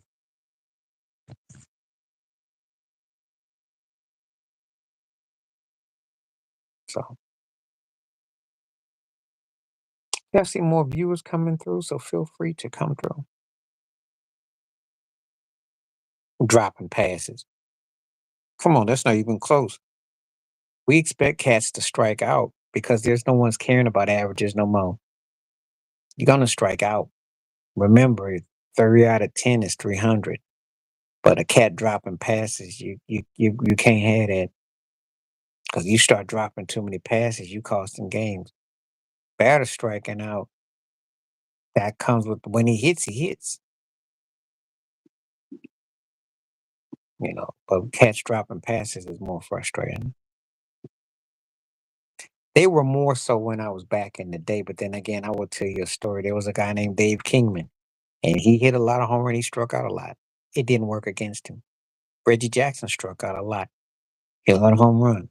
My point is this: if you come up and hit big, people don't hold it against you. The only time you get called out a lot for looking is if you're either A, the umpire don't like you, or the pitcher is real popular or something. Usually that don't happen like that. But you can't, they don't even operate off of the actual digital conglomerate of the knees and the elbows. Because sometimes these umpires be off bad with the.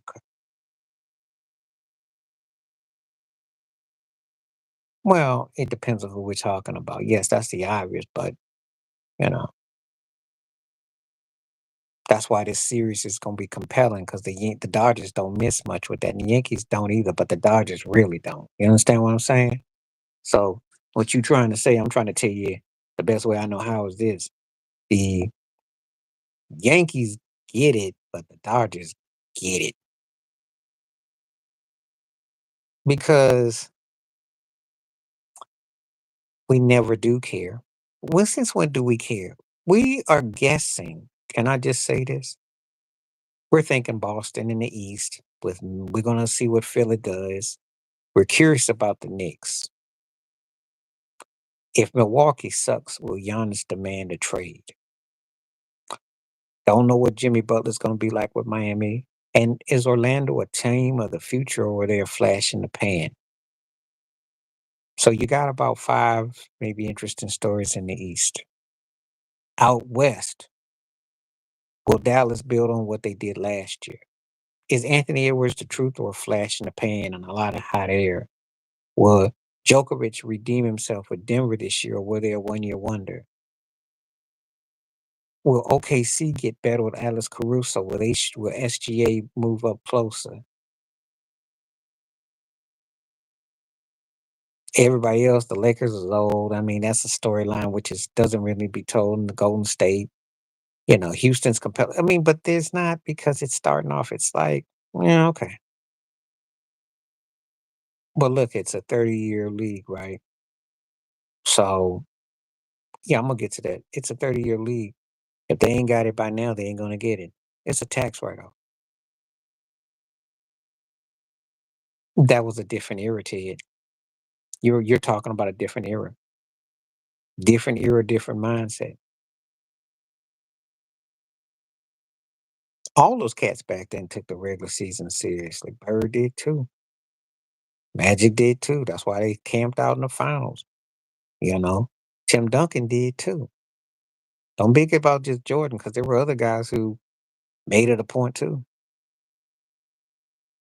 No, he didn't score the easiest 50 I ever seen. Mm-mm. He worked for his points. Yeah, Wemby, only if they do something. If they do something.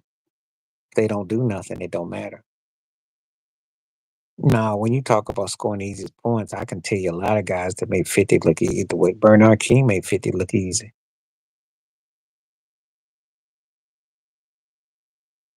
Yeah, that's the part I'm trying to avoid on there, on my own. I'm not trying to talk about the Lakers. I'm curious about Memphis, what John Morant will do.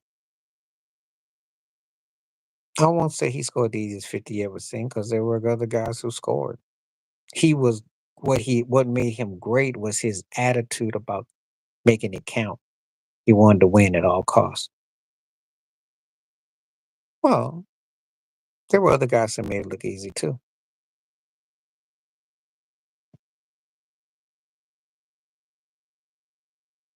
No, he didn't do it more than Kareem Abdul-Jabbar did, who held the record for 30 years, pretty much. So I don't know how you sound with that. But Kareem made it look easy because the skyhook was the most unstoppable shot. It still is. LeBron don't even have a signature shot. Kareem had the greatest shot ever with the skyhook. He did for his time, but then he faded. He faded. And once he got the show for it, he out here chasing his friends. There's a video of James Harden out here. He got a friend in it. He is 24, 10, and 6. It didn't pass him up years ago. It was a couple years ago. He got a deeper bag. There's no argument there. Underrated behind the back, coast to coast. Underrated. skill set was sick.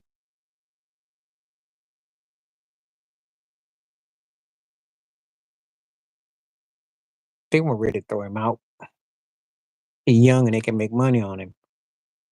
But what they were going to do is suspend him. I know if David Stern had have been the commissioner, he probably would have been out for 2 years. That I would agree on. Adam Silver's a little bit softer. He a little softer in the cakes. If that's David Stern, that butt ain't coming back for 2 years. John Morant better be lucky and count his lucky stars that David Stern ain't the commissioner. They wouldn't have seen his butt for about the 2026. By the time LeBron actually retires, that's when he come back. People just don't know how the NBA was ran. But well, because he keep doing dumb stuff, you know. They're trying to do all like you watching a hood movie. They'll turn into a hood movie.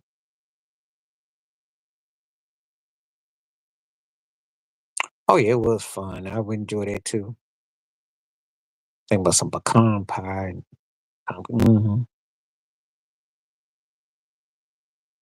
in your lifetime, not in my lifetime. Make a run for what? The bathroom? Run for the border? Taco Bell? What you mean? No, they don't. Every kid I know want to be like Steph Curry. I don't know what block you live in.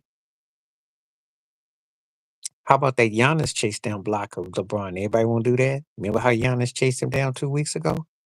Swatting with the left hand off. Did they want to do that? Because that Giannis block was sick on him. That was sick.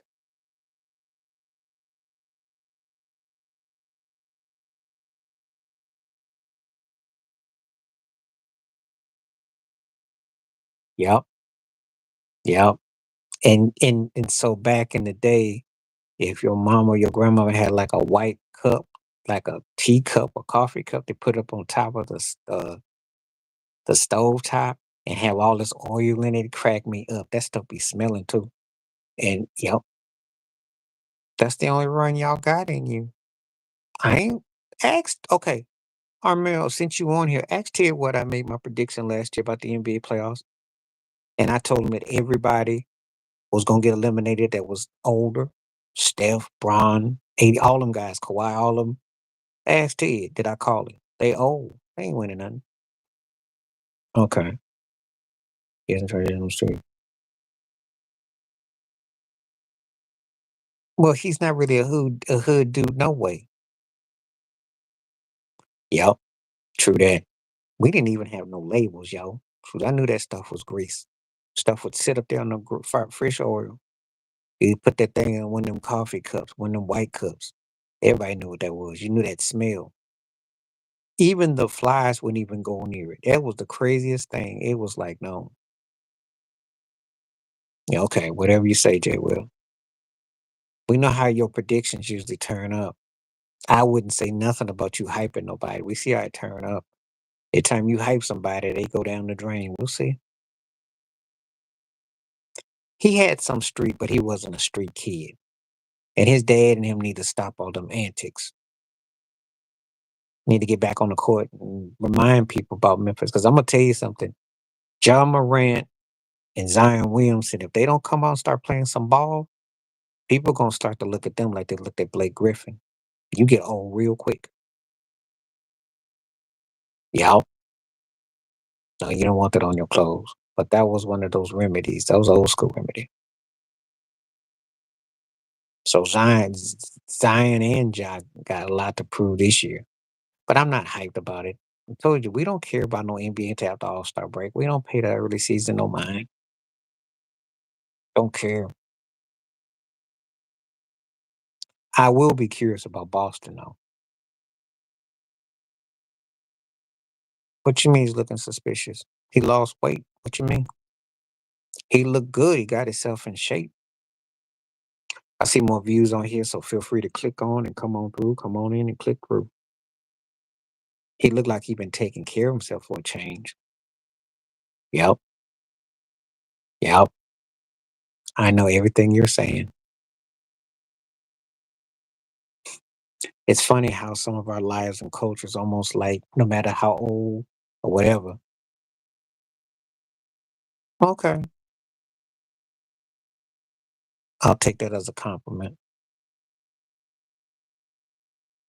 Well, he did. That's how he got all fed, but I think he's getting himself together now, though. Yeah, Ted, I was gonna say it's funny how our lives, like we're going to different places and yet ages and what we've been, but yet a lot of stuff is very similar because that's the same exact thing I went through. Had an aunt that did that, had cousins, people do the same thing. Orlando Woolridge. Okay, cool. Orlando Woolridge was a good player, but they sucked back then. Nice tidbit, but they didn't do nothing. They stunk though. Yeah, I know how old you are. I know.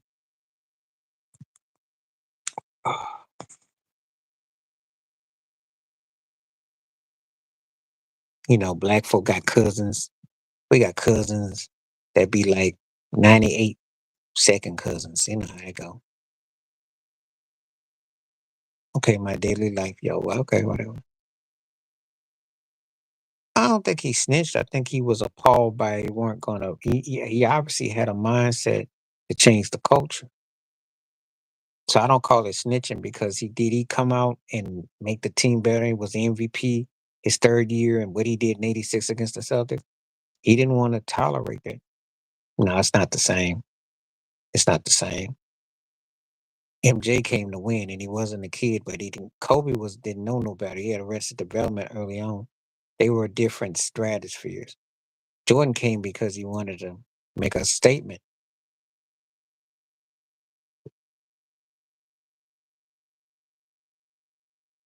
If you're talking about Delonte West, no, that's. But no, I think that no, cats ain't got but so much time. I mean, if you fool around and mess up, that was it. Yeah, Devontae West, different type of snitching, different snitching. Kobe did it from a personal reason in terms of because he got in trouble.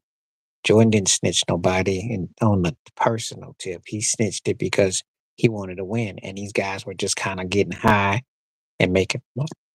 And he came with because he came from a successful program with Dean Smith in North Carolina. So call him a bad guy because he wanted to clean up the scene. He came out of college in a winning program and he wanted to win. That's not snitching. But the Kobe situation was completely different than Jordan. 67% saying yes. Yeah, but I want to keep talking about that though. I mean, how much we're gonna keep regurgitating that. Kobe's no longer here. Him and Shaq made up, and I don't really want to keep talking about that. I remember that all too well, but you know, and I don't want nobody digging up Kobe unless they're gonna.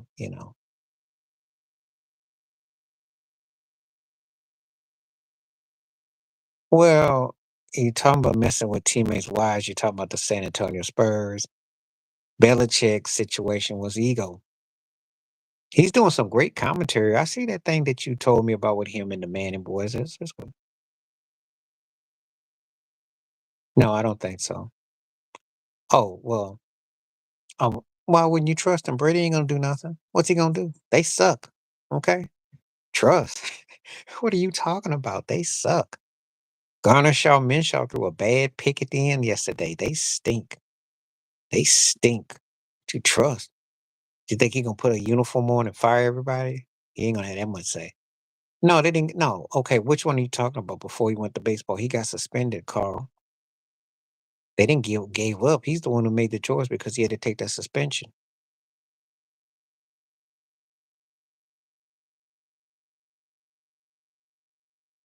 Well, he's not blackballed. He could still get a job. He could be the towel man or something. He wore some good suits over there, but he sucked though. Yeah, I don't know what you're talking about with Jordan. I mean, coach of what year? I didn't forget about none of it. I remember it all like yesterday. That's why when people come on here and they ask me about my memory about stuff, because I go into that sort of stuff, and then we talk about what don't get talked about.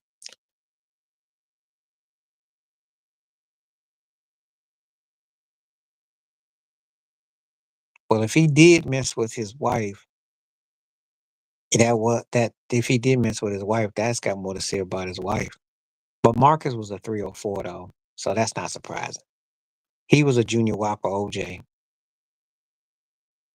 except the difference is that he kind of kept his business on the low. They somehow he pretty much didn't get to the trappings, and he never got as big as OJ as a personality.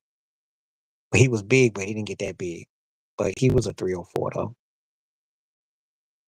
and he was one of my favorite running backs and players back then. But he was a 304.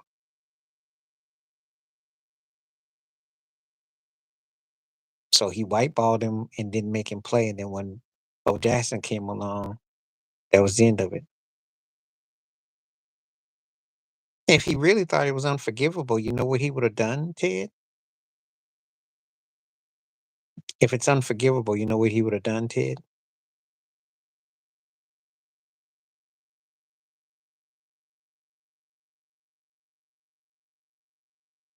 He would have sent him to Saudi Arabia and trade him to Tampa Bay if it was that unforgivable. No, he didn't. They sent him to Tampa. That back when you got sent to a team that sucked, you were never heard from again.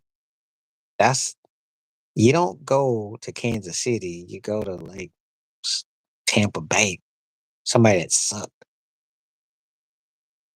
or send him to the Jets, somewhere that stunk. You know, I can tell you teams back then that were horrible. They wanted to make an example of him, send him to New Orleans or somewhere far away. No, no, no, no, no, no. The trail didn't start nothing. It was rumor alleged that he messed around with Al Davis's wife, but yeah, I remember he took it out on him. But Marcus was 304. No, Latrell didn't start it. And besides, PJ Carlissimo was a buster, okay? He sucked as a coach. The truth is, some of the cats that worked alongside wanted to actually help him strangle him out. You can't do that on principle, but they didn't like PJ.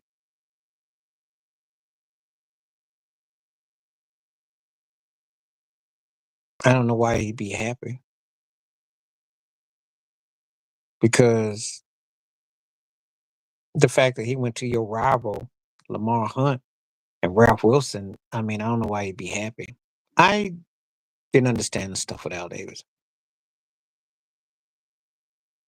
Um, Shaq has a tendency to be petty.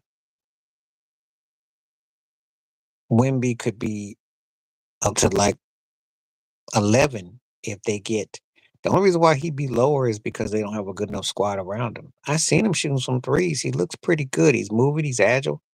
It's hard to say what he'll be.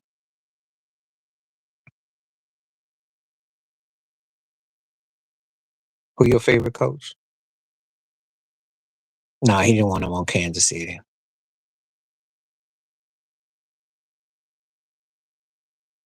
And Howie Long still to this day don't understand it either. He said he don't understand what it was.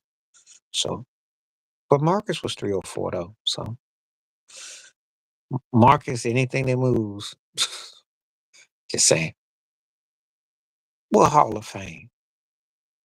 That college basketball, not the NBA Hall of Fame. If you're talking about St. John's, that stuff, I'll give you that, but not the NBA. The cats didn't respect in the NBA. If you want me to take you back to 98 when that choke scene went down in Golden State, I'll take you back there. Because the story goes like this. He was squealing like a pig, going, ah, and they weren't, yeah, that's college. And he got no help. No, he said that he didn't understand the thing with Al Davis. I don't know if he said he was fake friends. He said he didn't understand the thing. Well, I know one thing. His son Chris is pretty kind of woke dude. So I think Howard played a crew cut role and does the TV thing, but Howard got a pulse. The story goes they weren't trying to help PJ. They weren't trying to get Latrell exactly off the string late. That's what I heard. That's what I heard. So a lot of the cats on the team did not care for PJ. Just saying. He had a lot of antics.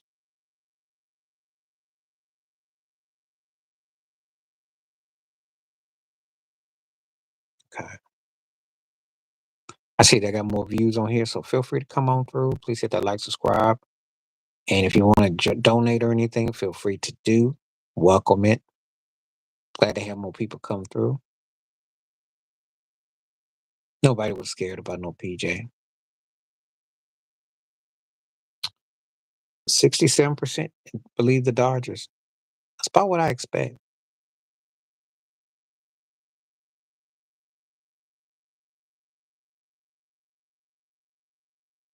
Hey, come on out. Okay. Yeah. No, no, no. Because he'd have to have what he was able to do in college would take him about 4 years to get a defense to respect.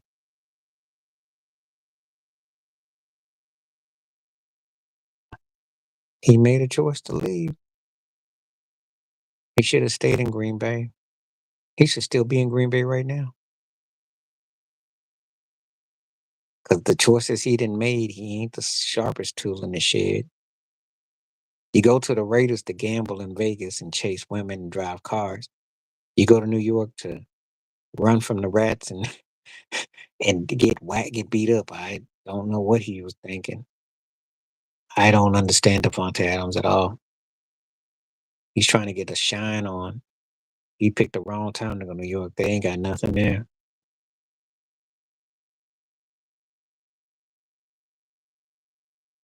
What you mean Tyreek on Texans?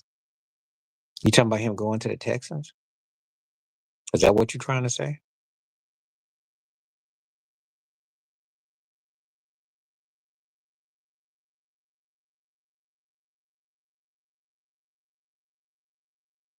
Is that a rumor going around? Yeah, he going first round. He look good, especially if they get that bowl eligible game and they keep getting better and he's healthy. Yeah, yeah, they'll go. I ain't heard nothing about Tyreek on the Texans. If I'm Miami, I might trade his butt to New Orleans or Cleveland or something. That would be a scary proposition. Especially gets to play with CJ Stroud and with Diggs. That would be scary. That would be scary. I imagine he would welcome that though, because he's on a team to nowhere. His whole year has been they won't go for him. I like the Texans thing better. The Ravens won't go for him. They won't. They don't think like that.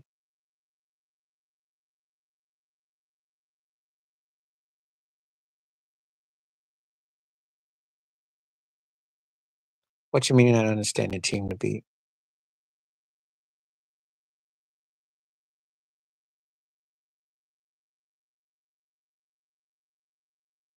He should retire. You keep getting hit in the head like that. You keep having those concussions. I mean, you're not gonna last long. I don't know why he keep coming back. And even if he plays, Miami's not championship level team. Their defense isn't that good. They look like gimmick ball, and they're just not a good team.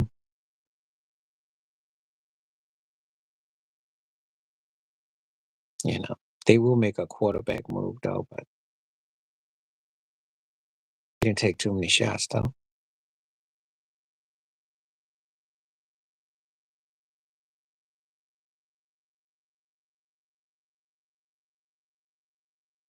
Oh, well, yeah, because they have the best offense in baseball. What do you mean you don't understand the question? They are the team to beat. ask Ted about the Dodgers right about now. How is there not to understand?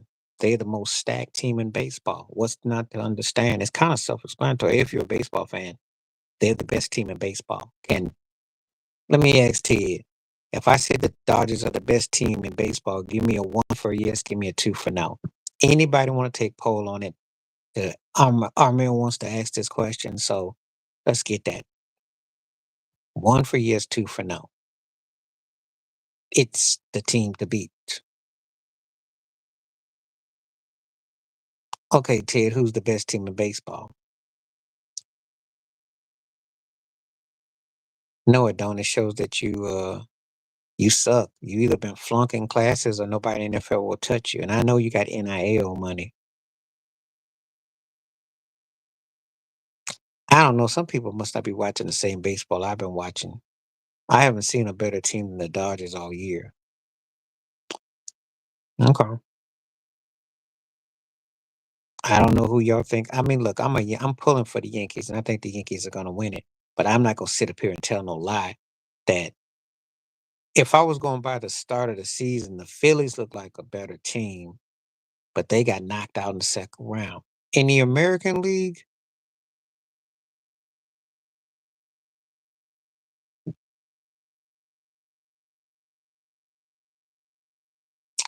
they're not better in offense.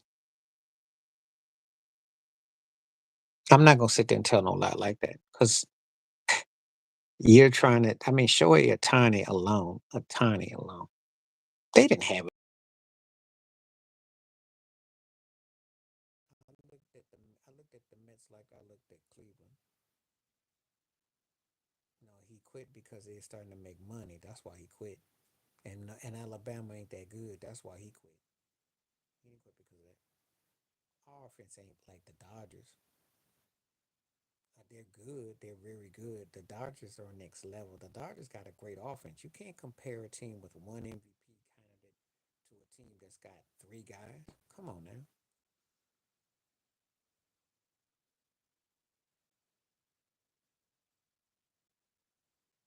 I hope you're right, and I want them to win.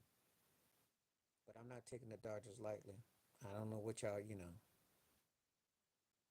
as a pitcher, but not when you're putting the forces together. It's gonna be tough. The Mets weren't that good. The Mets were a good team. They weren't a great team. The Mets remind me of Cleveland. Had a really good season and probably played over their minds, but they were no match for the Dodgers. I don't think the Mets had it all. I think the Phillies were better than the Mets, but the Mets played without a passion. Yeah, Nick Saban. Yeah, okay. He just don't want to share the money.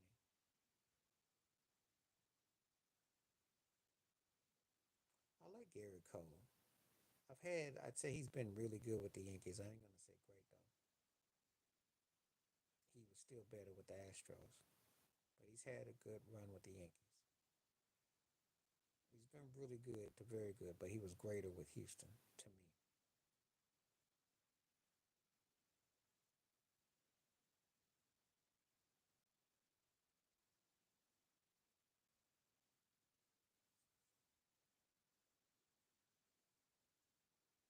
Okay, got more people coming through. Feel free to hit the likes, hit the subscribes. Doing pretty good tonight. See more people coming through. Great carryover from yesterday, so appreciate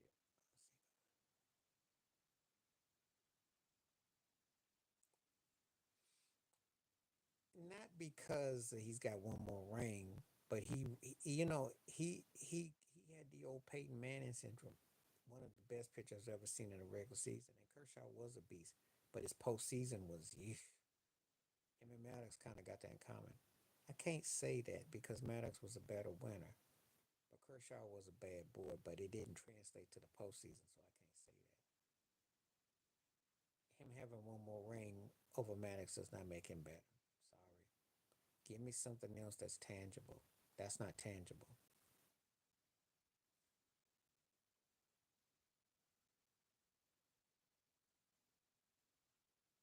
Um,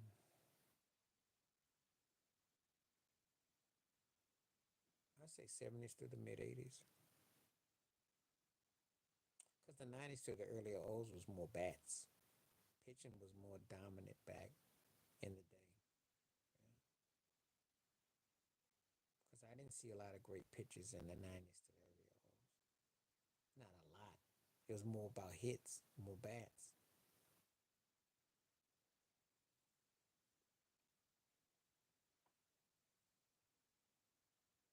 Yeah, but they weren't winning no chips though. See, and he did great there, but he came to the Yankees and you saw what happened. Hmm. It was still more about hit guys hitting in the 90s and early in the early O's. It was still a more of a batter friendly era. Yeah, Clemens, once he got out of Boston, he developed some other pitches. He was still great. He had even better pitches for us. Some sliders. He had some changeups. He was, yeah, told you that. And he was great in Toronto, but they couldn't win though. That's the only downside.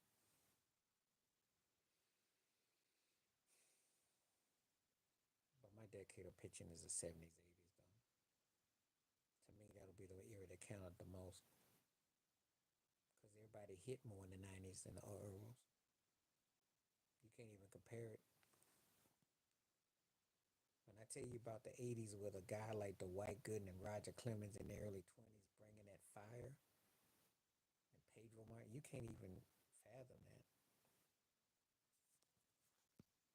That's how different it was. Trying to get that thing set up.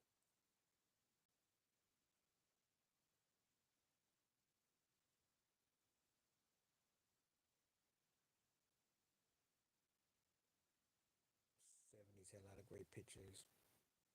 You know, you had to be able. It was a mixture of both. But the 90s to the O's, it was all about that stick life. They got to be able to get like small ball, singles, doubles. I'll give you a case in point.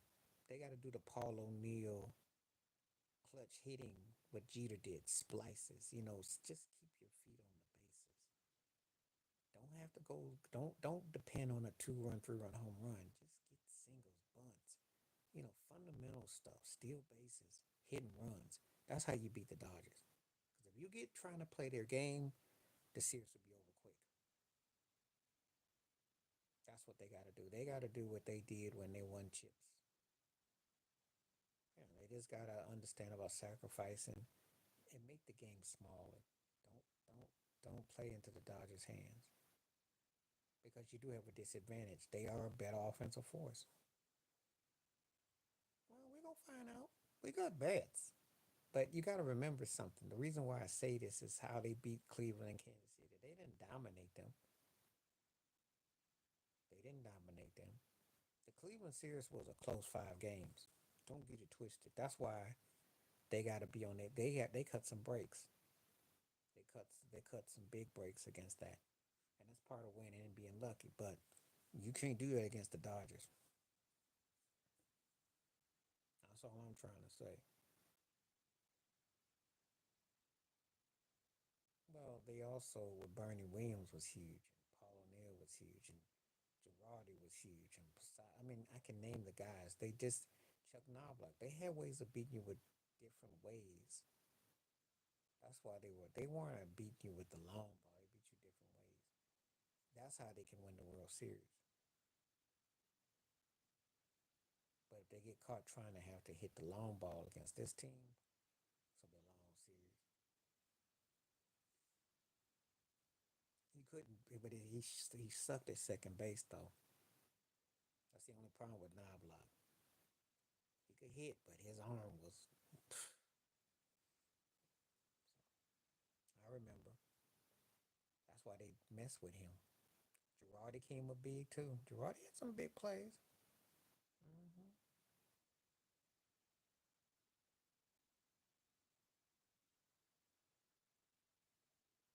Posada came up big too. I'm just saying. Yeah, but he fit in real good. I didn't care for his personally, but as a pitcher, he was big time.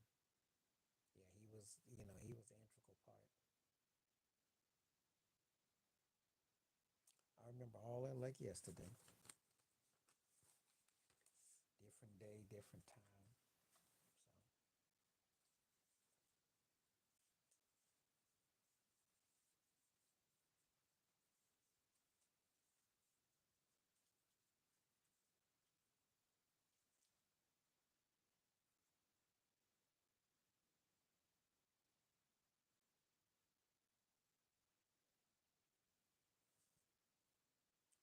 So he came in and he fit. And that was the bottom line. He fit.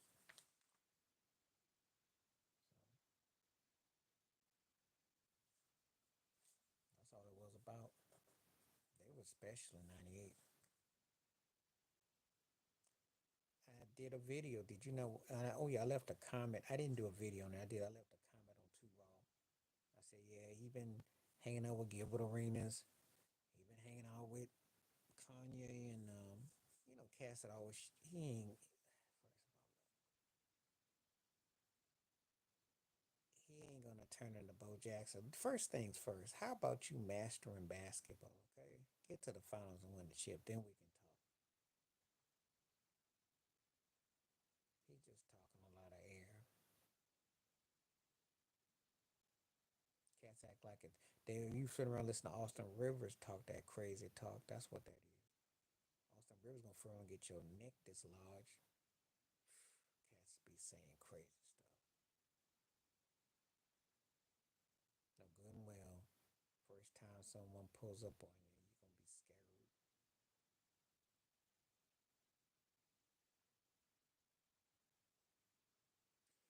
So I don't give it no thoughts. I think he's a comedian. I think he's desperate for attention. That's what I think. Nobody at this stage, by the time you didn't play basketball, unless you're gonna permanently quit.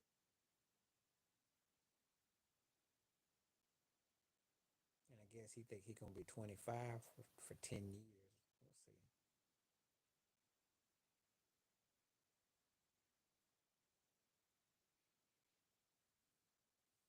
You can sit there and make a wish until you get hit one good time, and then that's the end of your NFL career, end of your basketball career too. But I'm not paying Ann a lot of mind on. Okay.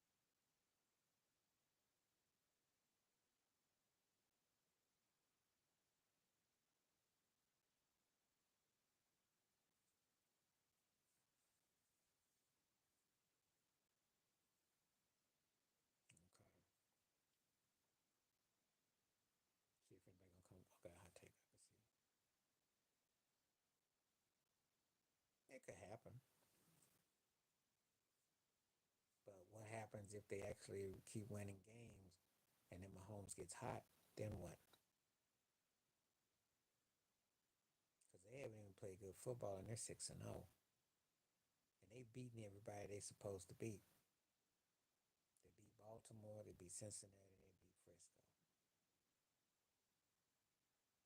So I'm just saying, that magical hope. You better. I don't know where it's gonna come from. Their defense is playing stingy. Yeah, remember Miami went into the playoffs last year kind of hot and they lost to them, and then Buffalo was kind of hot and lost to them. Baltimore was hot. Kansas City's cut from a different cloth.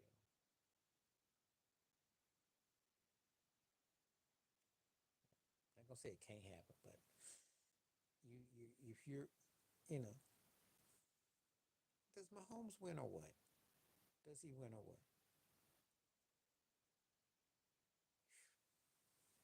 This ain't ESPN, and I'm not gonna sit there and do no Stephen A. mess. That man wins. Give me a reason to go against him, and then I will. But 3 rings, 3 Super Bowl MVPs, two league MVPs, stats, impact. They find a way to win. What else do you want? Did you see that run yesterday on the sidelines? Come on. He still finds a way to beat you. Did you see the fourth down play? He ran your boy over, remember? Boom. Remember? Does that look like a guy that's washed? Did you see that fourth and goal? He about ran old boy over. Come on now.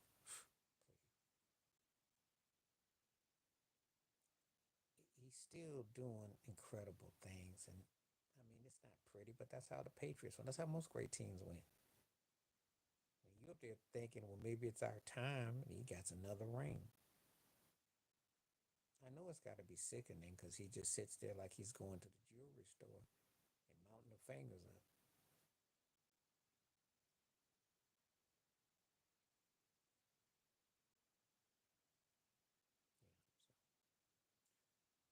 You know, so when they start to stink, let me know. But even if they do start to stink, they still got an edge over other teams because his postseason is no joke.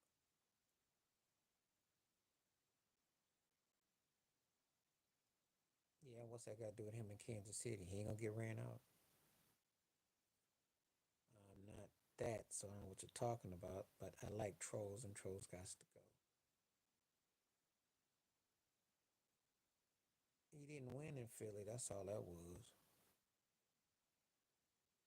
But he got the one Super Bowl and all those NFC Championship games he couldn't win.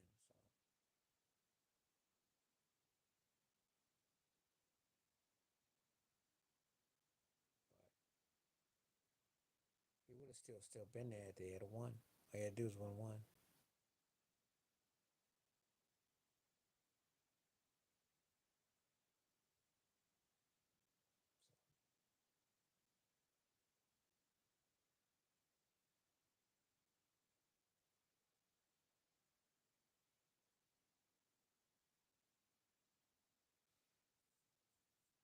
So they ain't really beat nobody, and I really don't know how good they are.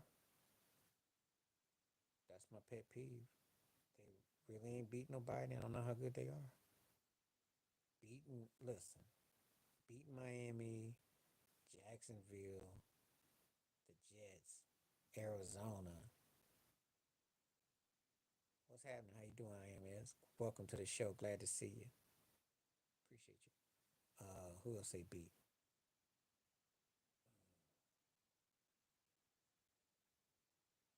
Beat Arizona, Miami, Jacksonville, Tennessee. Hold on, let me look it up real quick. How you doing, IMS? Welcome to the show. Glad to have you.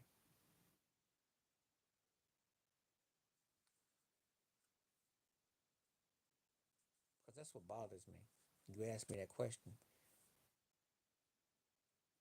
that they haven't gotten any better. Purdy is not any better, and Shanahan's still blowing games. Welcome aboard. Glad to have you on. I'm not impressed by what they're doing. They don't look like a team that lost the Super Bowl and has got an agenda to get it right.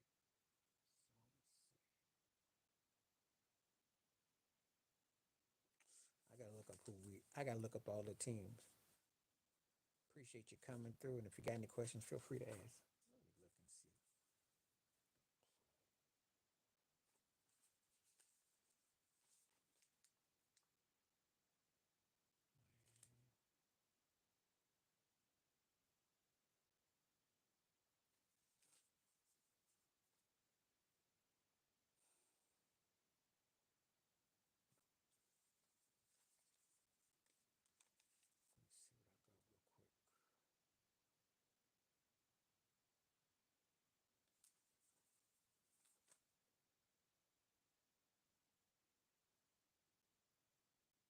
Yeah. So when you asked me that question, they should have gotten blowed up by Houston, and they got dealt with by Baltimore. So how am I gonna get excited? Because the two losses tell me more than the five wins. That's just keeping it 100. The two losses were bad. They they made it look respectable against Houston, but they were getting their butt waxed, and they got waxed against Baltimore. So for the 49ers just don't look like a team on a mission. They look like they're kind of complacent, and they got dealt with yesterday because Kansas City just stifled them. They stiffened them up. I hadn't seen Frisco get stiffed up like that, but Kyle Shanahan should be on the hot seat. They're not scaring nobody, so they could have a problem. You know,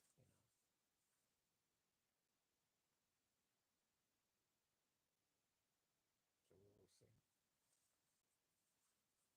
Anyway, that's my thoughts and takes about those two. Yeah, you got any more pet peeves? Feel free. Appreciate everybody coming through. We got more people coming through. Feel free to give me some more comments and hit some likes too.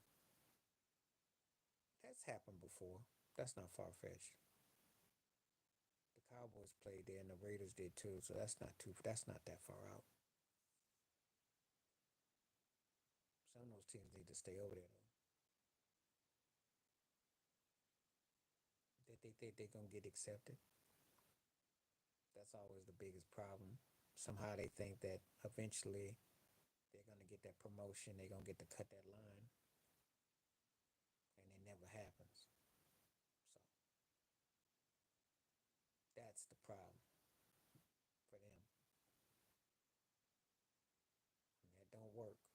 But they still think that they do it enough, they'll get over.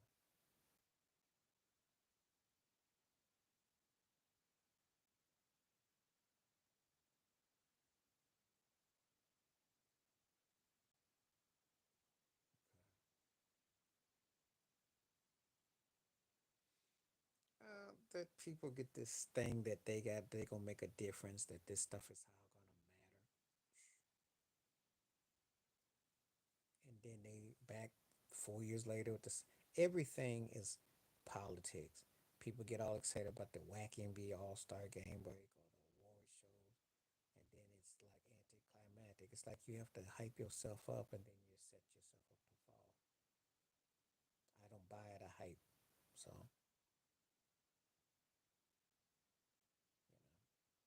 it's not gonna make a difference one way or the other, because at the end of the day, you're gonna have to deal with the same isms and the things you got before. People are gonna say whatever they want you to hear you say, and then they're done with you. So I don't believe the hype.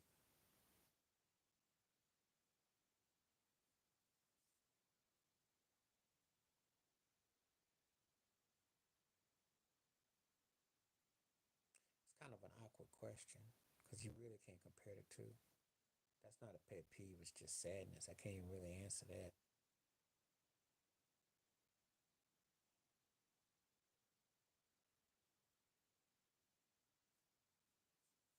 Sometimes if you have brothers and sisters or people like that, I don't mind getting deep and I'll answer this. The reason why I got a problem with the question is because if you're dealing with a bitter sibling, they've been bitter all along. And if they don't like you because of a parent, some of it's because of favoritism. I'm not saying it's a complex question. It's complex, but I don't have a pet peeve about it because human feelings are very tricky because sometimes um, parents didn't ensure love; they made favoritism. So you end up using that as a crutch or using that as a situation. So I feel more for the siblings that they have to take on their parents' burden. It's an intriguing, complex question, actually, Alan. Intriguing, but not a pet peeve, but intriguing, though. So thank you. I don't have any Hall of Fame pet peeves because guys genuinely cry up there at the stand. They gone through what they know what it took to get there. The only pet peeve I would have is that if you're good enough to get in, they should let you in pretty quickly. That make you wait 25, 30 years in some cases. That's my only knock. But if you're Hall of Fame bound, you should be pretty much, you know. We sit up here all the time. I talk to you all the time. What do I always say about Patrick Mahomes? He could retire today, tomorrow. He's a Hall of Famer. If you're a Hall of Fame, you're a Hall of Famer. Lamar Jackson would be a Hall of Famer right now. Some guys you just know. So,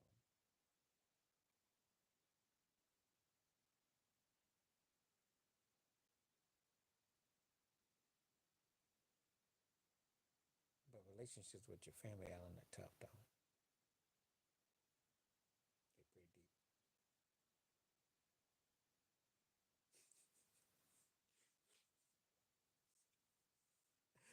Danny Ray, you're a comedian. And What you want me to do about that, Ted? They don't play no defense. They're not no threat. They're not gonna do nothing.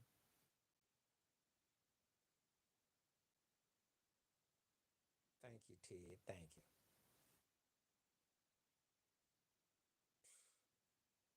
Boy, we beat the Jets. We didn't get the same fanfare. Why not? We beat them at home. We beat them at their backyard. We didn't get the fanfare.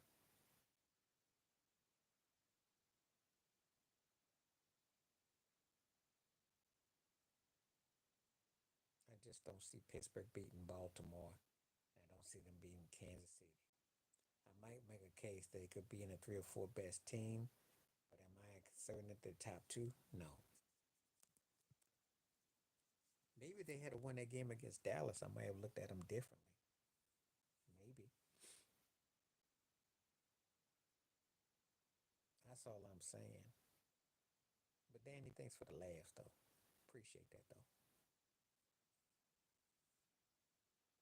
69% says yes about the Dodgers, so the Dodgers are winning. Yeah, I did a video about that.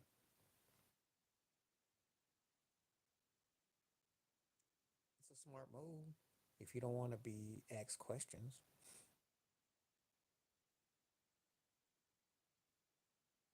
But Ashton Kutcher got a lot of suspect stuff with him. Danny Madsen with the 70s show. He's supposed to be like like on the lookout for situations. And I don't know. It don't reek. It reeks of something. Well, he was allowed to. He had the money. Everybody ain't a victim either. Not saying there aren't ones that are, but everybody ain't a victim though. They knew what they were getting into when they went to his parties. People up here walking around like, oh, he did, but did you went there? I want someone to make it make sense. He was doing TV shows and doing YouTube streams the last 20 years. Bad Boy was done.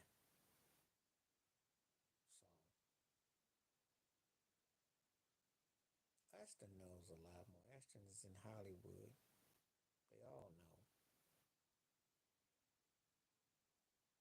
I would tired when people ask people the stupid questions about, well, would you? Of course they know. I could tell you some stories right now. Hmm. Coke ain't nothing to get there. You gotta do something to get something, okay? And Hollywood will. He got groomed. He didn't groom. He got groomed. They all get groomed. That's what the business does. That's why it's called cloning. That's why they have crews, proteges. They all get groomed. That's the painful reality of it. They make you become what you didn't, but that's what you sign up for. They got their own rules and laws.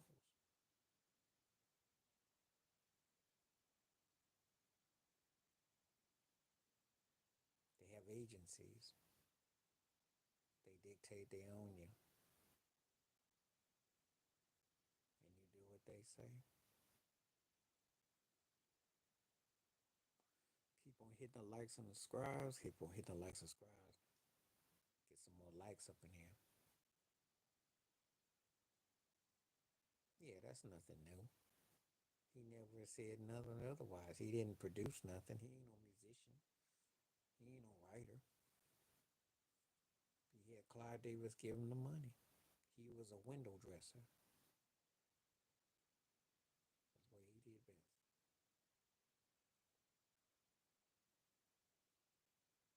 But if you know how to market, you can look like a genius. You don't even have to know how to do nothing if you know how to,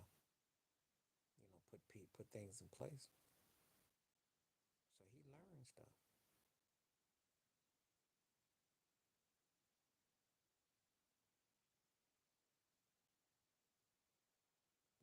dresser, window dressing.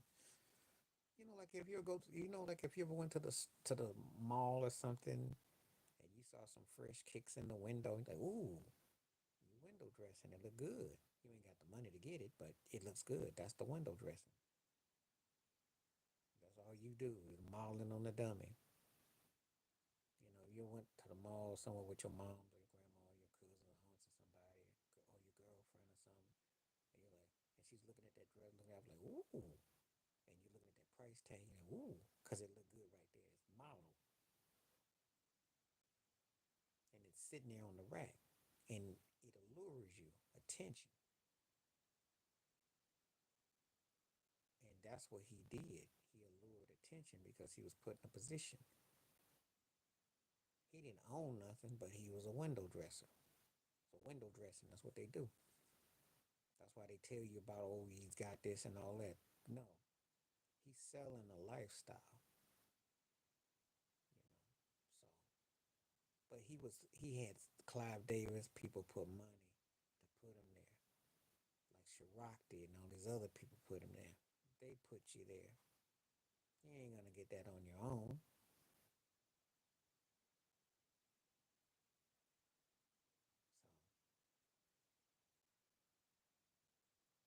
So that's why they keep putting all this information up because they're trying to break him and break him and break him and break him and break him, and all the lawsuits and all that.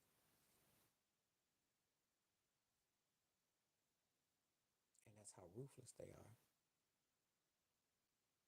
And I ain't got no support for him because I know he did some janky stuff and I know it was, but at the same time, he had the right message, wrong messenger. He was right about the liquor companies being racist and what they do to exploit the community. But he got in on it. And then he got so high he forgot what he was saying. He lost track of who he was. They give you a wake up call. They give you a wake up call. And when you get your wake up call, you know,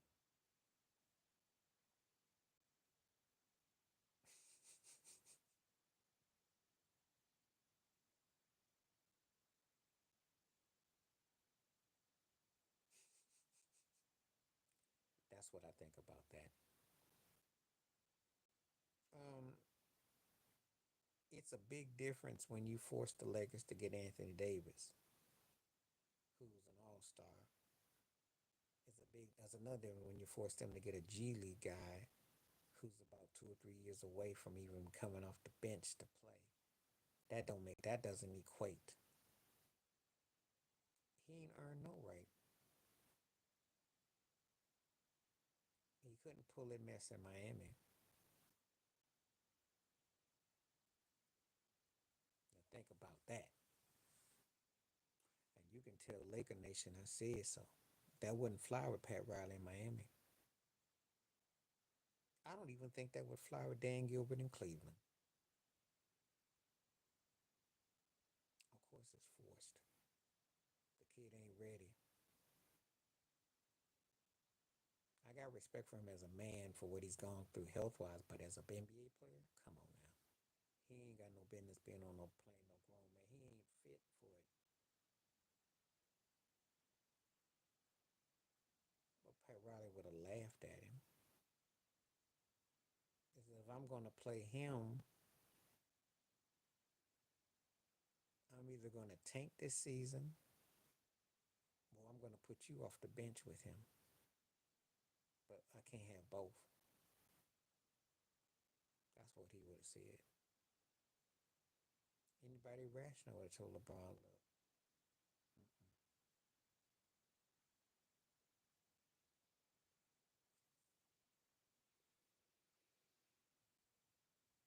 I've already told you they're not good. I've been telling you every week we talk live. They if they get a bowl game, it'll be like the Fruit of the Loom Bowl or something. They're not good. Harbaugh got out at the right time. I knew it was gonna be a disaster this year because I knew there was everything was cut for last year. I'm not shocked. Penn State will tear our behind up, and Ohio State will beat our behind up. We may not even get a bowl this year. Got beat up on Saturday. Got embarrassed in Washington. Not a good team. Should have probably lost to SC. You know. average at best if we're lucky. Yeah, I did a video. Did you see my video? Because I did my college football, and I'm don't even know who's the best team going because I'm not trusting Oregon. Y'all got one loss. Bama got two, but I don't know.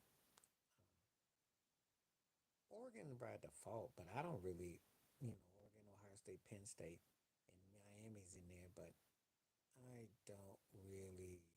It's hard to say. Georgia, of course, you got to always have Georgia in it. Let me not forget Georgia.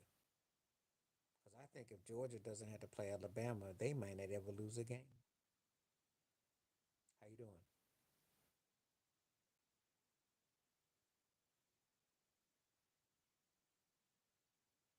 I'm sorry to hear that. If you can't hear, if you can hear me, give me a one. If you can't hear me, give me a two.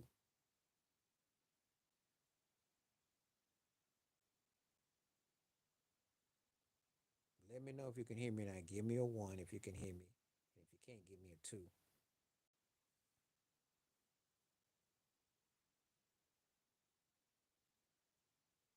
Yeah, because I don't know. Because sometimes Ted tells me he can hear me, and I usually get ones.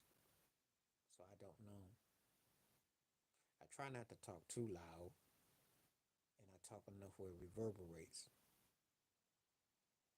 Texas got their butt toe up. That's all I know. And I saw Arch Manning's daddy with their hat on. I cracked up. They got their butt toe up though. But if the powers that be still want them to be near the top, they will. What I'm saying, there is no clear cut team that I'm like blown away with. Okay. I don't know what to tell you because I mean, if you can hear me, I'm trying to. I appreciate you being here.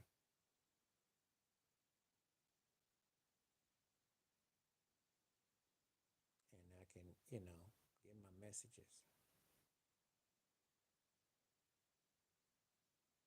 Hmm.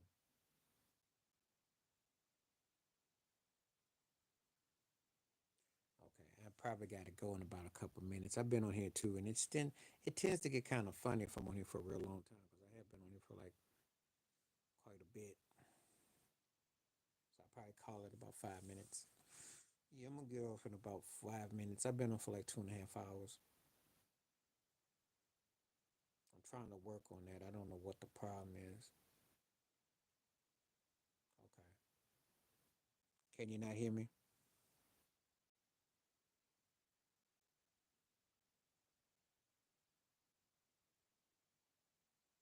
Give me a one if you can hear me. Give me a two if you can't.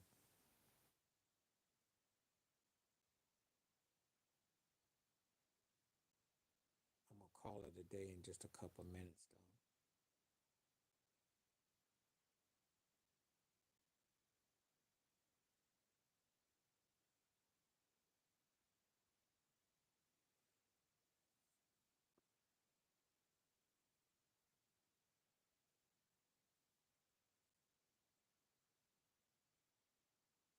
Try to get this thing right.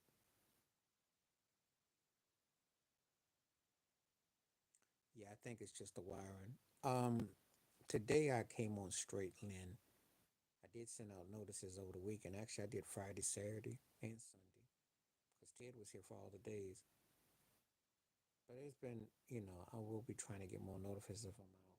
I made it a special trek the last few days,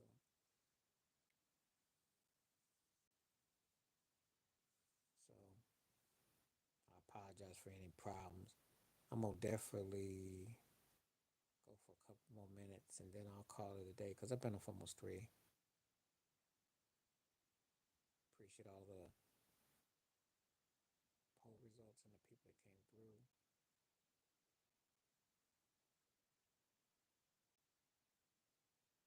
And I don't want anybody having a hard time hearing me, so I'm going to call it a day in about a couple minutes.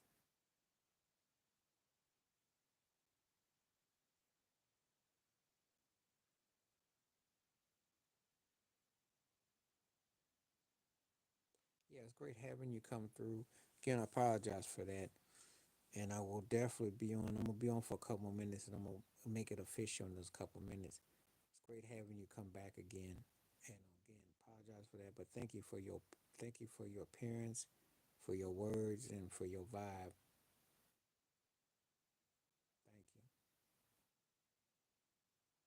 be on for a couple more minutes. Got quite a few people tonight, so glad it came through. I'll probably come back on during the weekend. I won't be back because I done 4 straight days, so probably make it towards the weekend.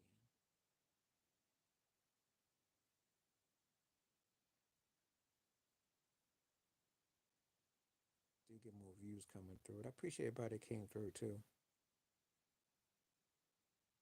I got to get ready for this football and this other stuff, but I got to go eat. But yeah. So I got one more minute before I call it a night. Appreciate everybody that came through. Looking forward to some of the football tonight. Great questions, great commentary, and it was definitely good to do it on a Monday. I think I didn't cover it like Friday, Saturday, Sunday, Monday, so every day. This is the closest I've done it since the early spring. So anyway, it was good to have people come through.